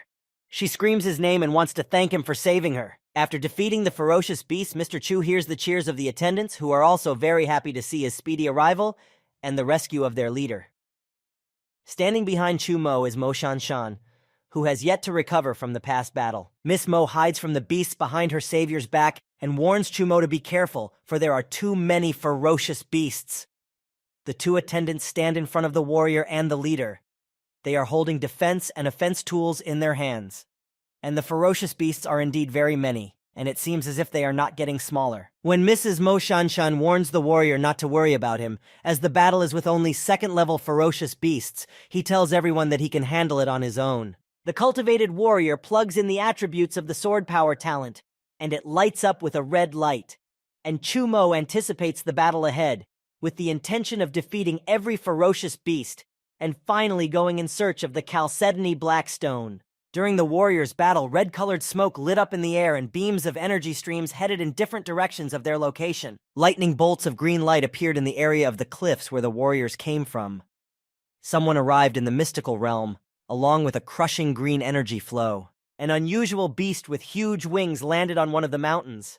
Around it, the energy streams continued to flow. Right in front of the tower, beasts with thick manes and huge muscles gathered, carefully examining and listening to their apparent leader. Very extraordinary, and clearly, very strong beasts worshipping the winged predator. Sitting on legs similar to humans, the beasts look up and wait for a command from the manager. The ferocious beasts are very strong. Their eyes are lit up just like those electric currents piercing the sky above the most important beast of this mystical world. A certain beast with paws like a bird, a muscular body, huge wings, and horns on its head stands on a dais and informs its subjects that someone has entered their mystical realm. He senses that his key has returned. Perhaps this beast is as intelligent as a man. Suddenly, right under Warrior Chu Mo's feet, the stone slabs began to collapse. The fluctuations of the mystic realm shook the ground, and with the destruction of the ground, there was a lot of smoke around. The fellow began to listen to understand what was happening in this world. Young Master Chu Mo strained his ears to hear some sounds, but all he senses is that the life energy of the entire mystic realm has slightly shaken. He gazes into the sky and assumes that his talent has improved his perception of space. But this mystic realm gives him the feeling that space is very unstable and very dangerous. The companions from the Jade House are very happy and discuss that one man has destroyed all the ferocious beasts. To them, this is amazing, because even warlords can't accomplish such a thing. They think that for a member of Chu Mo, this is not bad at all. Standing behind Warrior Chu Mo, Mrs. Mo Shanshan decides to thank Mr. Chu for his help, and says that without his help, there is no telling how many people they would have lost in this battle. Mr. Chu Mo says that there is no need to thank him. He puts his powerful sword away in his storage bag and asks the manageress of the Jade House if this is everyone who has arrived at the Mystic Realm to Mo Shanshan's location. Miss Mo reports that it has been 2 hours since the gathering signal was given, and a total of about 40 people have arrived, excluding the 2 from the Changfeng base. The girl is upset that only the number of people they have now have gathered. Chumo is surprised and asks the manageress if it's true that Changfeng base has sent someone to search for the Chalcedony Blackstone. Mo informs that their base is depleted, and those have arrived to gather resources. The danger level is higher than Mo expected, and she decides to cut her time short. If Chu can help find the stone, she is willing to give half in compensation for the shortened exploration time. Chu Mo tells Mrs. Mo that the kingdom gives him a bad feeling, and it's not just the ferocious beasts. A long stay is dangerous for them. He suggests finding the stone and getting out of this world as soon as possible, asking how important the stone is. Lady Mo is surprised by Chu Mo's question, as he had no interest in it before. Chu replies that this treasure is so valuable, then it's better for him not to know about it, lest he get greedy. But he says that things have changed, and he should evaluate the risks for the sake of the stone. Madame Mo informs him that the stone is a treasure of heaven and earth that can allow warriors to transcend the boundaries of their level and gain a stronger foundation. Giving an example, Leader Mo explains that a warrior at the peak level with a physical strength of no more than 200,000 jin, due to the Chalcedony stone, will allow a warrior to overcome their limit and gain a strength of 300,000 or even 400,000 jin.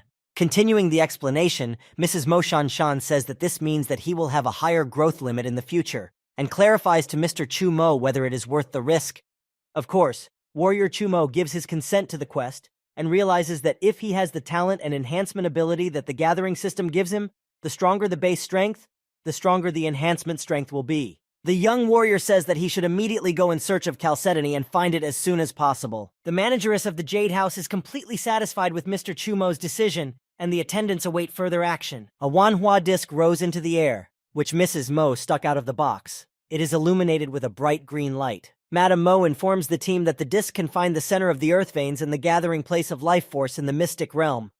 After all, such a place is the best environment for Chalcedony Blackstones to grow. Hovering in the air, Wanhua's disc turned towards one of the mountains and directed a bright green beam towards the location of the mystic realm's life force, and accordingly, this is how the Chalcedony Blackstone should be. At the same time, in the distance, on the same elevation, the head of the ferocious intelligent beasts spread his wings, and above him, green energy beams of green, the same green color as the Wanhua key, could be seen. Illuminated red-colored eyes look away.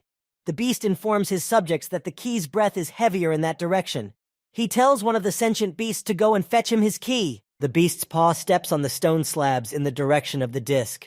You can tell by the swirling dust around his paw that the beast is more powerful than normal monsters. The beast is incredibly terrifying. It has huge wings, long ears. The body is muscular. He stands on 2 hind legs, which is very similar to a man. He has a gold-colored bracelet on his arm. He is angry and intends to fulfill the task of his lord. The team arriving at the mystical realm walk towards the direction of the Wanhua beam. The team leader walks ahead of everyone to light the way with these discs. She informs the team members that if they follow the direction of the key, they are going in the right direction. Behind comes the warrior and the attendants. Suddenly, the chaperone walking behind everyone started screaming loudly and running to the rest of the participants for help. The other attendant heard the screams and doesn't understand what happened.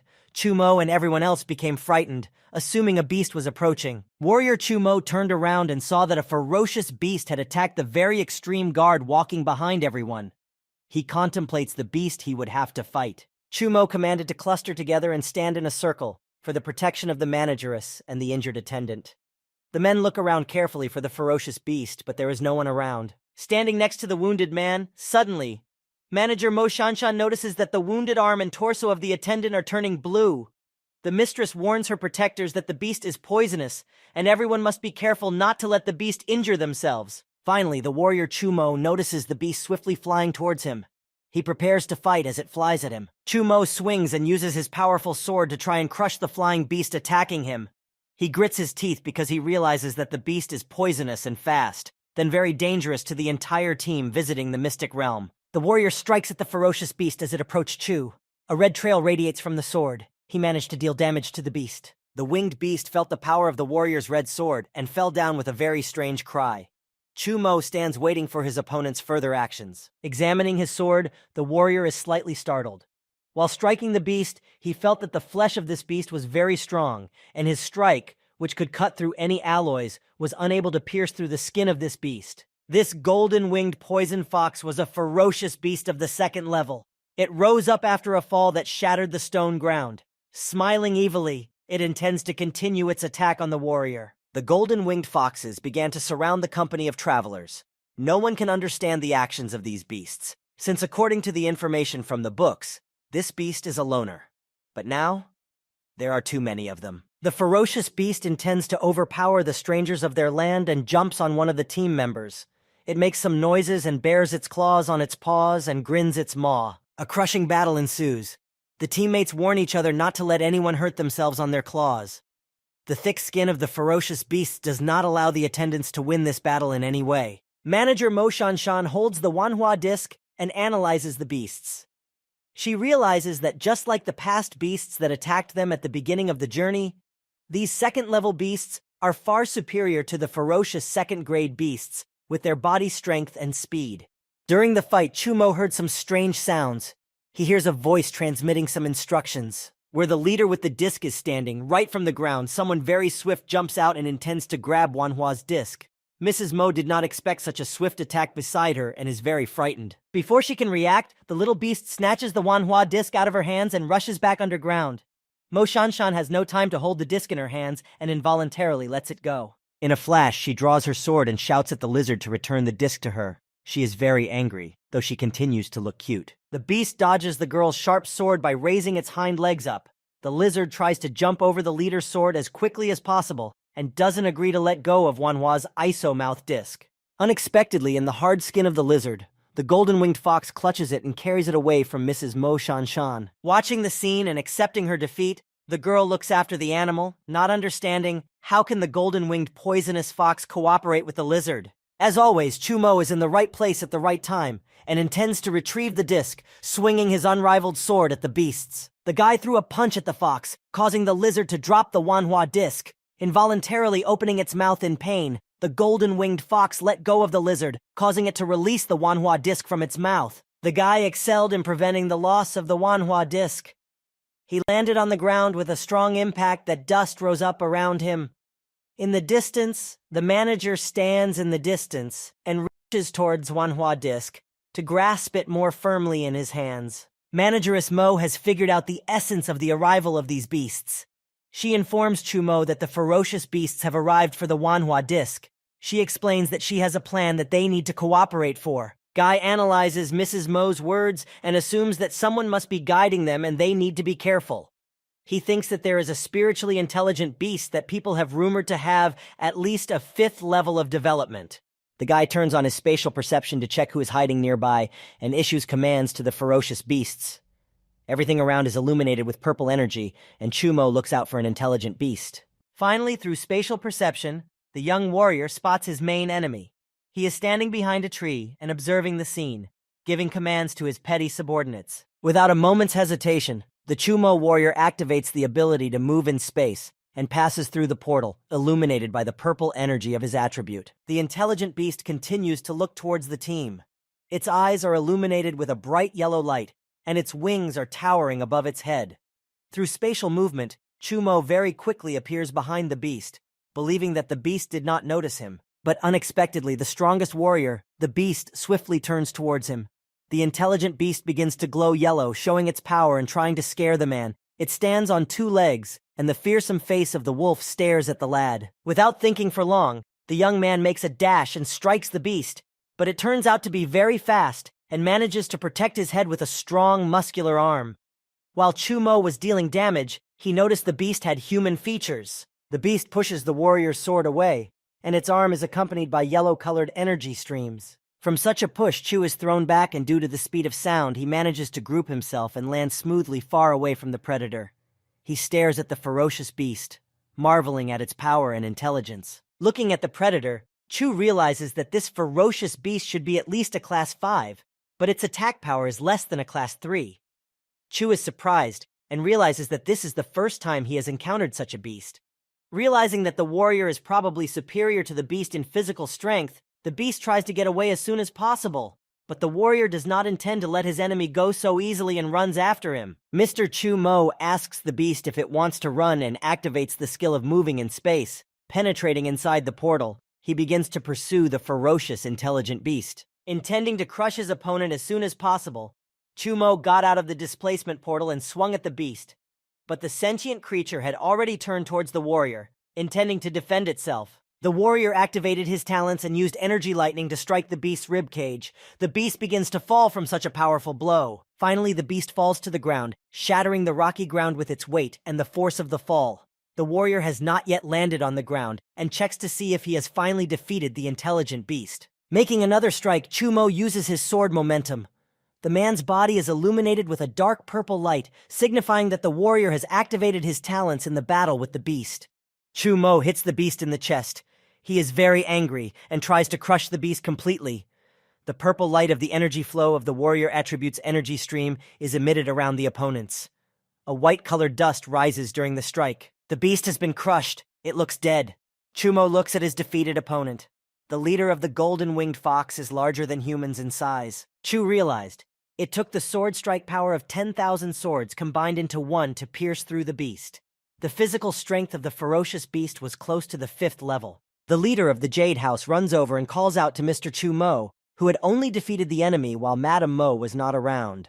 Mrs. Mo informs him that the ferocious beasts here are all strange and is glad that Chu is with them, for without him, they would have failed. Chu agrees. The beasts do indeed show conflicting characteristics, so he decides to check the life force in his body first. He approaches the beast. Chu Mo extends his hand towards the beast. The ferocious beast's mouth is open. Chu feels that behind his back someone is intending to make a strike.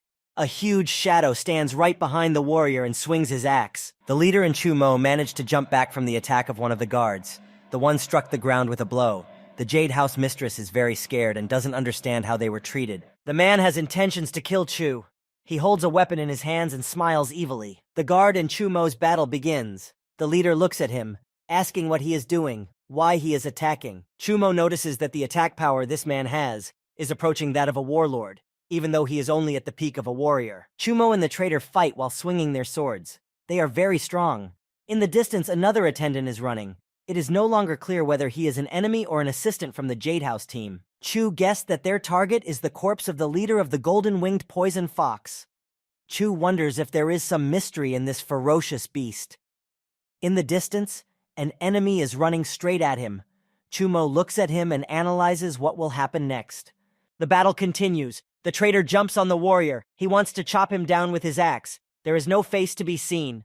Mr. Chu Mo sees the intentions of the former escort and plans further actions. The enemy's weapon deals damage to Chu Mo's sword. A strong strike occurs, but there are no energy flows around the axe, which means that the chances of defeating the warrior are nil. Chu Mo activates his thunder talent, doubling his strength, and intends to overpower his opponent. He strikes the opponent's axe. The enemy's weapon cannot withstand the power of the sword, cultivated with various warrior attributes, and shatters into small pieces. The enemy man is angry because he is losing the battle. His weapon is broken, and Chu Mo is stronger than he expected. An electric stream is directed at the enemy man's face. A cut appears on the man's cheek, accompanied by a purple energy flow. The enemy's face is very angry and in pain. Chu Mo used physical attribute powers but did not overpower the opponent.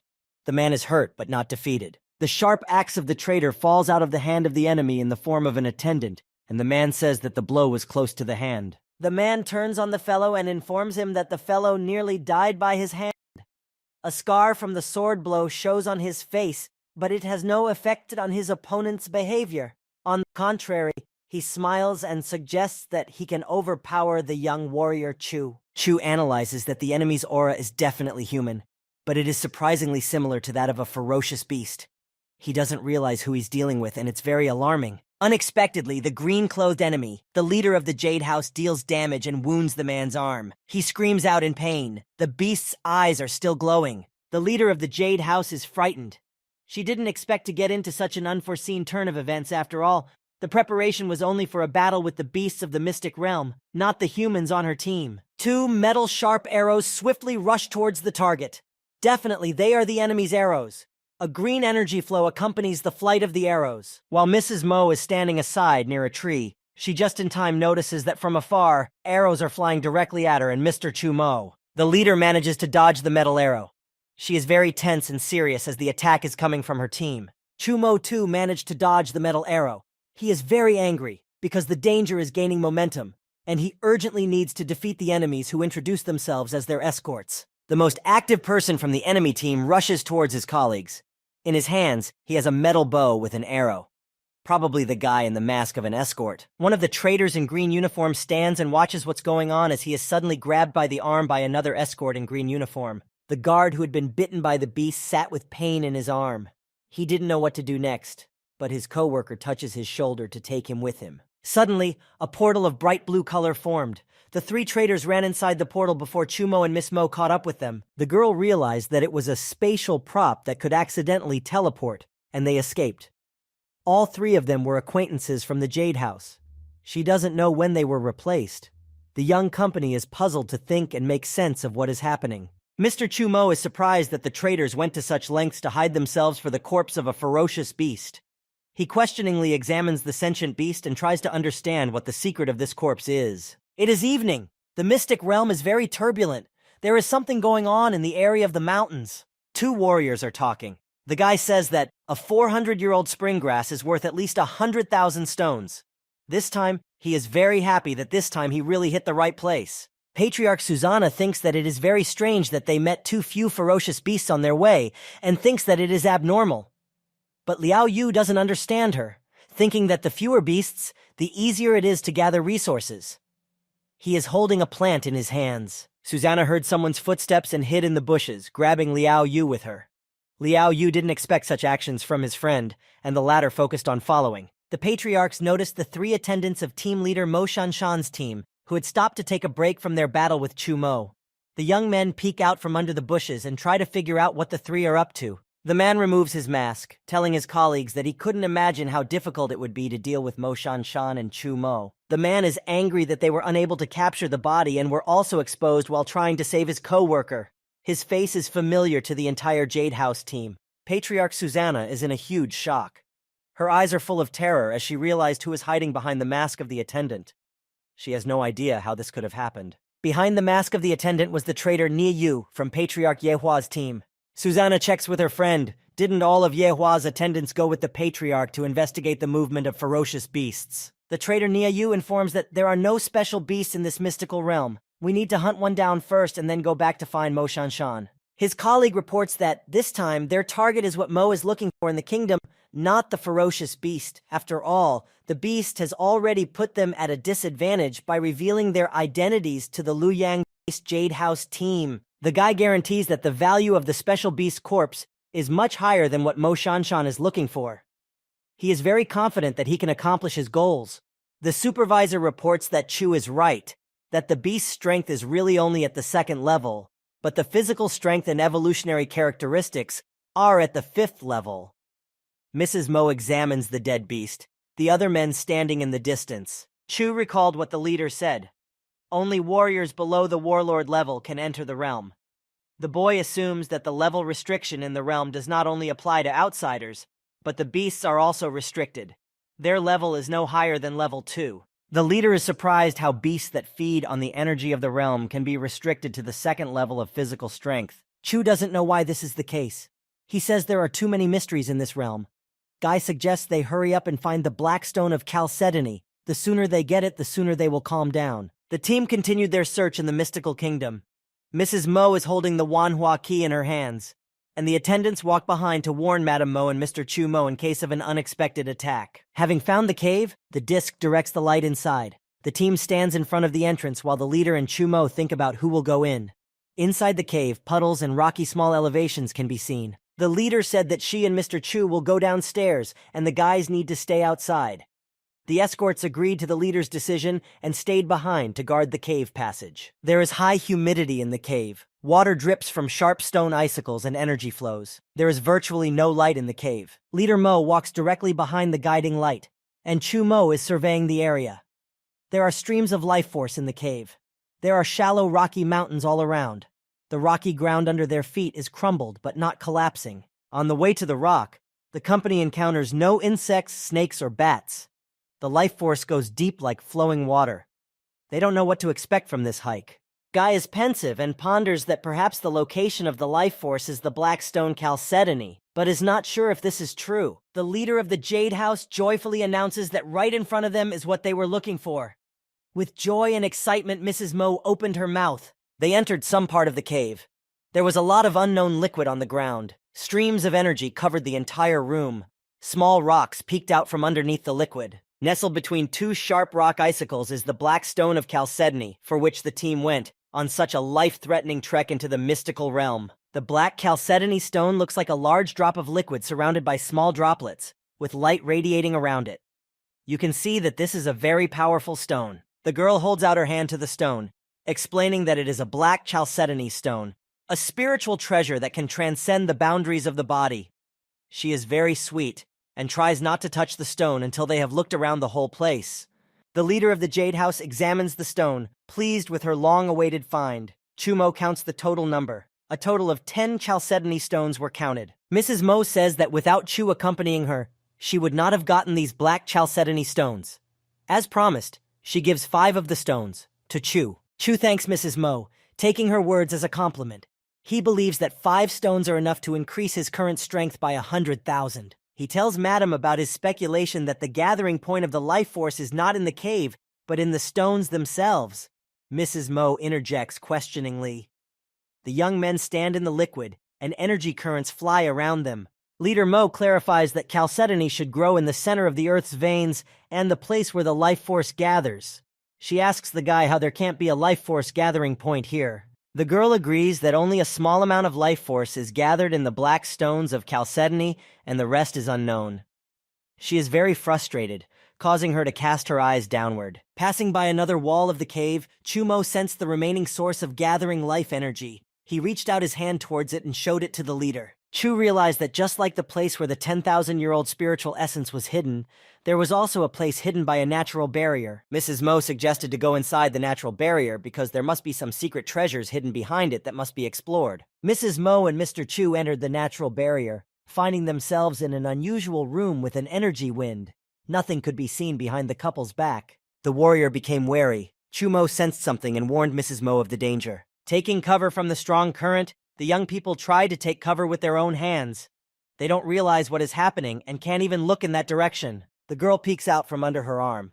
With her green eyes, she tries to see what's going on around her. The vortex of energy is hiding the border source stone behind it, the leader of the Jade House realized. The hurricane is very strong and can't just pass through. Boundary source stone. It is a spiritual treasure that can accompany the birth or destruction of a small world, containing the origins of this world, allowing you to realize the change in space. The girl checks with Chumo about the spatial talent and says that she saw his spatial movement skill when fighting the golden-winged fox. A strong wind blows around them and prevents them from talking quietly. The guy's hair is being blown around by energy currents. The warrior explains that it's just an incomplete spatial talent he hasn't mastered yet. The leader thought about the fact that space and time talents are legendary supreme talents. Unexpectedly, Chumo's talent would be below average. Perhaps it is the ability to have dual skills of transformation and perception. Outside the stone, hurricanes of life force are swirling around to protect it. The closer they get, the stronger they become, and any creature that gets close will be blown to pieces. Only half a meter around the boundary source stone is free from the hurricane. The boundary spring stone must belong to Chu after all. Without the ability to move spatially, it can't be taken, says Mrs. Mo Shanshan. The stone is hanging in the air. It's very beautiful. Mrs. Mo says that only a person with spatial talent should take the stone, so that they can use it to improve their talents 100%. Madam reiterates that she will give all the secret treasures she finds to Chu. Mistress Chu Mo has penetrated the spatial portal and intends to seize the boundary source stone. The warrior flies through the spatial displacement portal, very confidently, wanting to achieve his goal. Chu Mo was able to fly through the hurricane of energy wind. The fellow reaches out his hand towards the boundary stone that just hovered in the air. Warrior Chu Mo was able to grab the boundary stone. It is multifaceted, very large, and shimmers with all colors and flashes. It seems that within it, there is an entire universe. After Chumo took the stone in his hands, he had an epiphany in his head. Chumo was very scared, trying to understand what it all meant. In front of Chumo's eyes, a picture of the head of all sentient beasts standing on a mountain, and around the elevation were his subordinate beasts of almost 5th level. Chu saw, An incredibly bright light. Cracks of light occurred around the mountains of the mystic realm. Chu began to ponder over everything happening in this mystic realm. Mrs. Mo Shanshan, standing in the distance. Congratulations to Mr. Chu for obtaining the Boundary Spring Stone. But Chu Mo is in no mood to cheer. He doesn't know yet what this stone will give him. The fellow tells the secret of the mystic realm. Advancing beasts absorbed a lot of life force, causing cracks to appear in the shell. The beast could only be suppressed violently to the second level. But it was almost impossible to stop it. The girl realized what it meant. The ferocious beasts there are indeed almost level 5. Chu reports that they had best absorb the Black Chalcedony Stone and the Boundary Source Stone now to maximize their power. The man explains, this place is inside the barrier created by the Boundary Source Stone and is not easy to attack. Also, they will face an uphill battle and overcome physical limits, but overcoming the realm is the best way to improve. As he continues, he tells the mistress that this proposal requires them to trust each other a lot. Perfection is usually a solitary endeavor, so Chu feels that he acted presumptuous in thinking that Mo would agree. Mrs. Mo replied that she trusts him and asks him to do as she says. She thinks Chu Mo is really interesting. Chu Mo has a lot of skills and experience. The supervisor trusts him, seeing his talents. The young people set about improving their vitality and physical strength.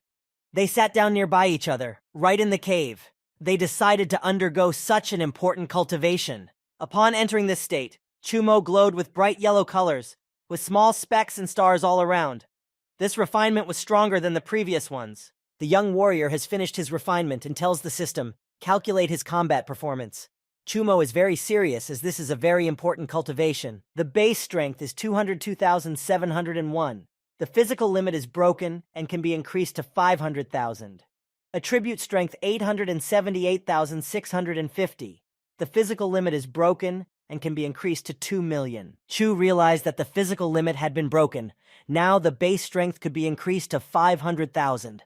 After strengthening the attributes, even a warlord is no match for Chu. The leader sits on his knees, with his head down.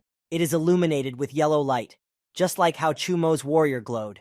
He sees that Mo has not yet freed herself. Decides to use the stone and see how it will improve his spatial talent. The guy holds the border source stone and doesn't understand how to use it. Assumes to activate it with his energy. The warrior did the right thing. Bright rays of light began to fly out of the boundary source stone. The guy looks at what's happening with astonishment. It was as if warrior Chu Mo had stepped out of space and into a galactic dimension. So powerful is the cultivation of his essence. That's when the fusion with the stone began. A bright light manifested from the fellow's chest, and his eyes also lit up. It was as if Chu Mo had stepped out of space and was in the galactic dimension. So powerful was the cultivation of his essence. The member of the Jade House experienced a transformation. His eyes lit up with a cosmic color. The guy is very serious as always.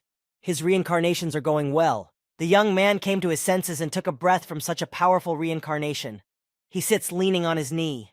The warrior feels as if all that starlight has been infused into his body. As Chu Mo held the treasure in his hands, he began to notice that the multifaceted stone of the boundary source began to gradually collapse. Rapidly, this stone shattered into pieces. After all, right now, all of the energy power of the stone had been completely infused into the body of a top-level young warrior. Chu Mo wondered what his spatial talent was now. He clutched his chest, and sweat protruded on his face. It was exciting to realize what was affected by the refinement. The screen keeps statistics of the host's attributes. Superior sword-wielding talent, superior spatial talent, spatial perception within a 100-meter radius, space transference. A space is created to be carried, leaving a trace of space on the body. A purple-colored stone is displayed on the guy's hand. He realizes that the expansion of the range of perception and transference was expected. The space transference, on the other hand, piques his interest. Chu Mo wants to test a new level of spatial transference. A cube is drawn on the palm of his hand, with energy streams flying around it. The warrior examines the spatial imprint. That one glows purple light and makes it clear that the perfection has occurred in full. The guy decides to try to inject spatial energy into the spatial imprint. A purple-colored cube appears around him. It looks very mesmerizing. With the current realm and level of spatial talent, Chu can only infuse a certain amount of spatial energy. The young lad would like to increase the amount, but it might only be possible to do so on the blue star. Nearly 20 cubic meters of space appeared in Chu Mo's possession. In the future, as the realm and talent increases, this space might also increase, the warrior suggested. The young and beautiful Miss Mo had recovered from her cultivation. She is very happy to have surpassed the physical limit of a warrior. Chumo heard the leader's voice and turned around in her direction. Miss Mo is happy with her transformation. She says that she will be able to ascend another 100,000 jin, and this will allow her to reach the level of a warlord with a physical strength of 300,000 jin. Chumo walks over to congratulate the leader on improving her strength, but the leader of the Jade House was startled, not expecting that Chumo had already vacated. Chumo explains that he woke up from meditation a little earlier than Madame Mo, and has been here the whole time. She says that she didn't notice his presence. Mo Shanshan was probably too much into perfecting herself. The girl is very sweet. She explains that even now she feels like there is an ethereal atmosphere emanating from Chumo. And if he hadn't spoken to her, she wouldn't have reacted. Warrior Chumo suggests that this is due to the fusion with the Source Stone. This stone has the same origin as the Secret Realm, and now Chumo has the aura of the Secret Mystic Realm. Lady Mo listened carefully and pondered over what this could mean, and how it could be used in the future. Suddenly, Warrior Chumo and the leader of the Jade House, Madame Mo Shanshan, heard some sounds and realized that something was happening at the edge of the cave where the team of attendants were standing. The attendants who were standing outside the cave were attacked by intelligent, ferocious beasts that looked like wolves and humans. The men began a fierce battle with their opponents. During the fierce battle, one of the attendants was unable to escape the attack of the ravenous, intelligent beast. It was able to do damage to the man's arm.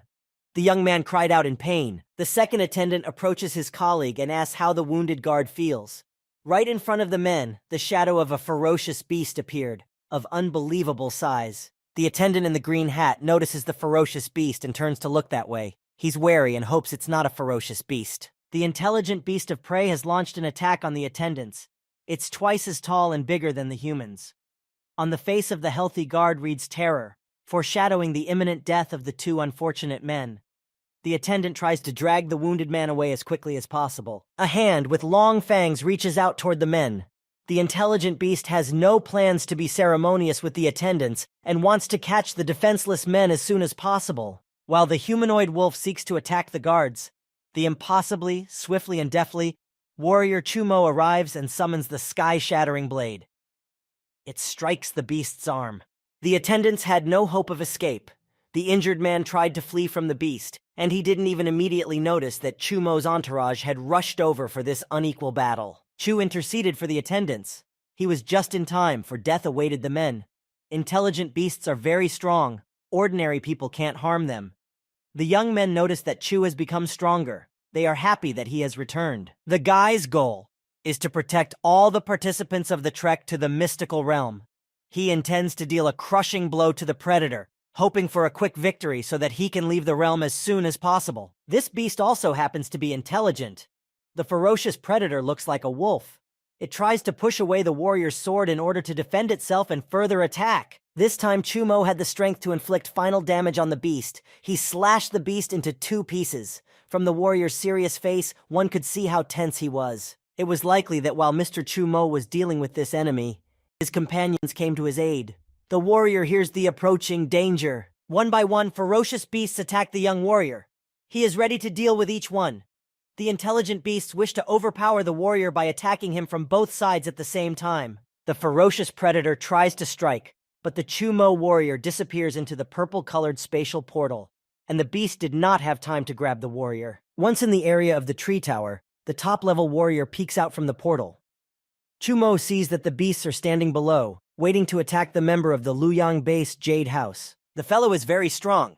He is trying to crush all the beasts with his refined attributes. His face shows that he is very angry and even angry. Thanks to his superior attribute talents, the young warrior boldly and without much difficulty crushed all the intelligent, ferocious beasts of almost 5th level. The beasts were surrounded by streams of energy of the sky-breaking blade. They could not escape. Chu wondered how strong the original body master was. He remembered hearing Miss Mo say that he was the strongest warrior in the world, but the current master of this body thought that was an exaggeration. The leader is enjoying Chumo's superiority. With every battle, the young warrior is getting stronger and stronger. The girl admires his terrifying potential. Another beast has come to battle the humans. He seems bigger and stronger than the previous fierce, intelligent beasts. There are 3 sharp claws on its paw, and muscles can be seen closer to its thigh. Chumo heard his opponent approaching him. The young warrior set himself up for another victory. The ferocious beast is similar to the human form. It wears a cloth like a wild tribe, and its eyes glow with a bright purple color. There are many muscles on its body. This intelligent beast can talk, and it tells Chu Mo to give it the key that the king is asking it for.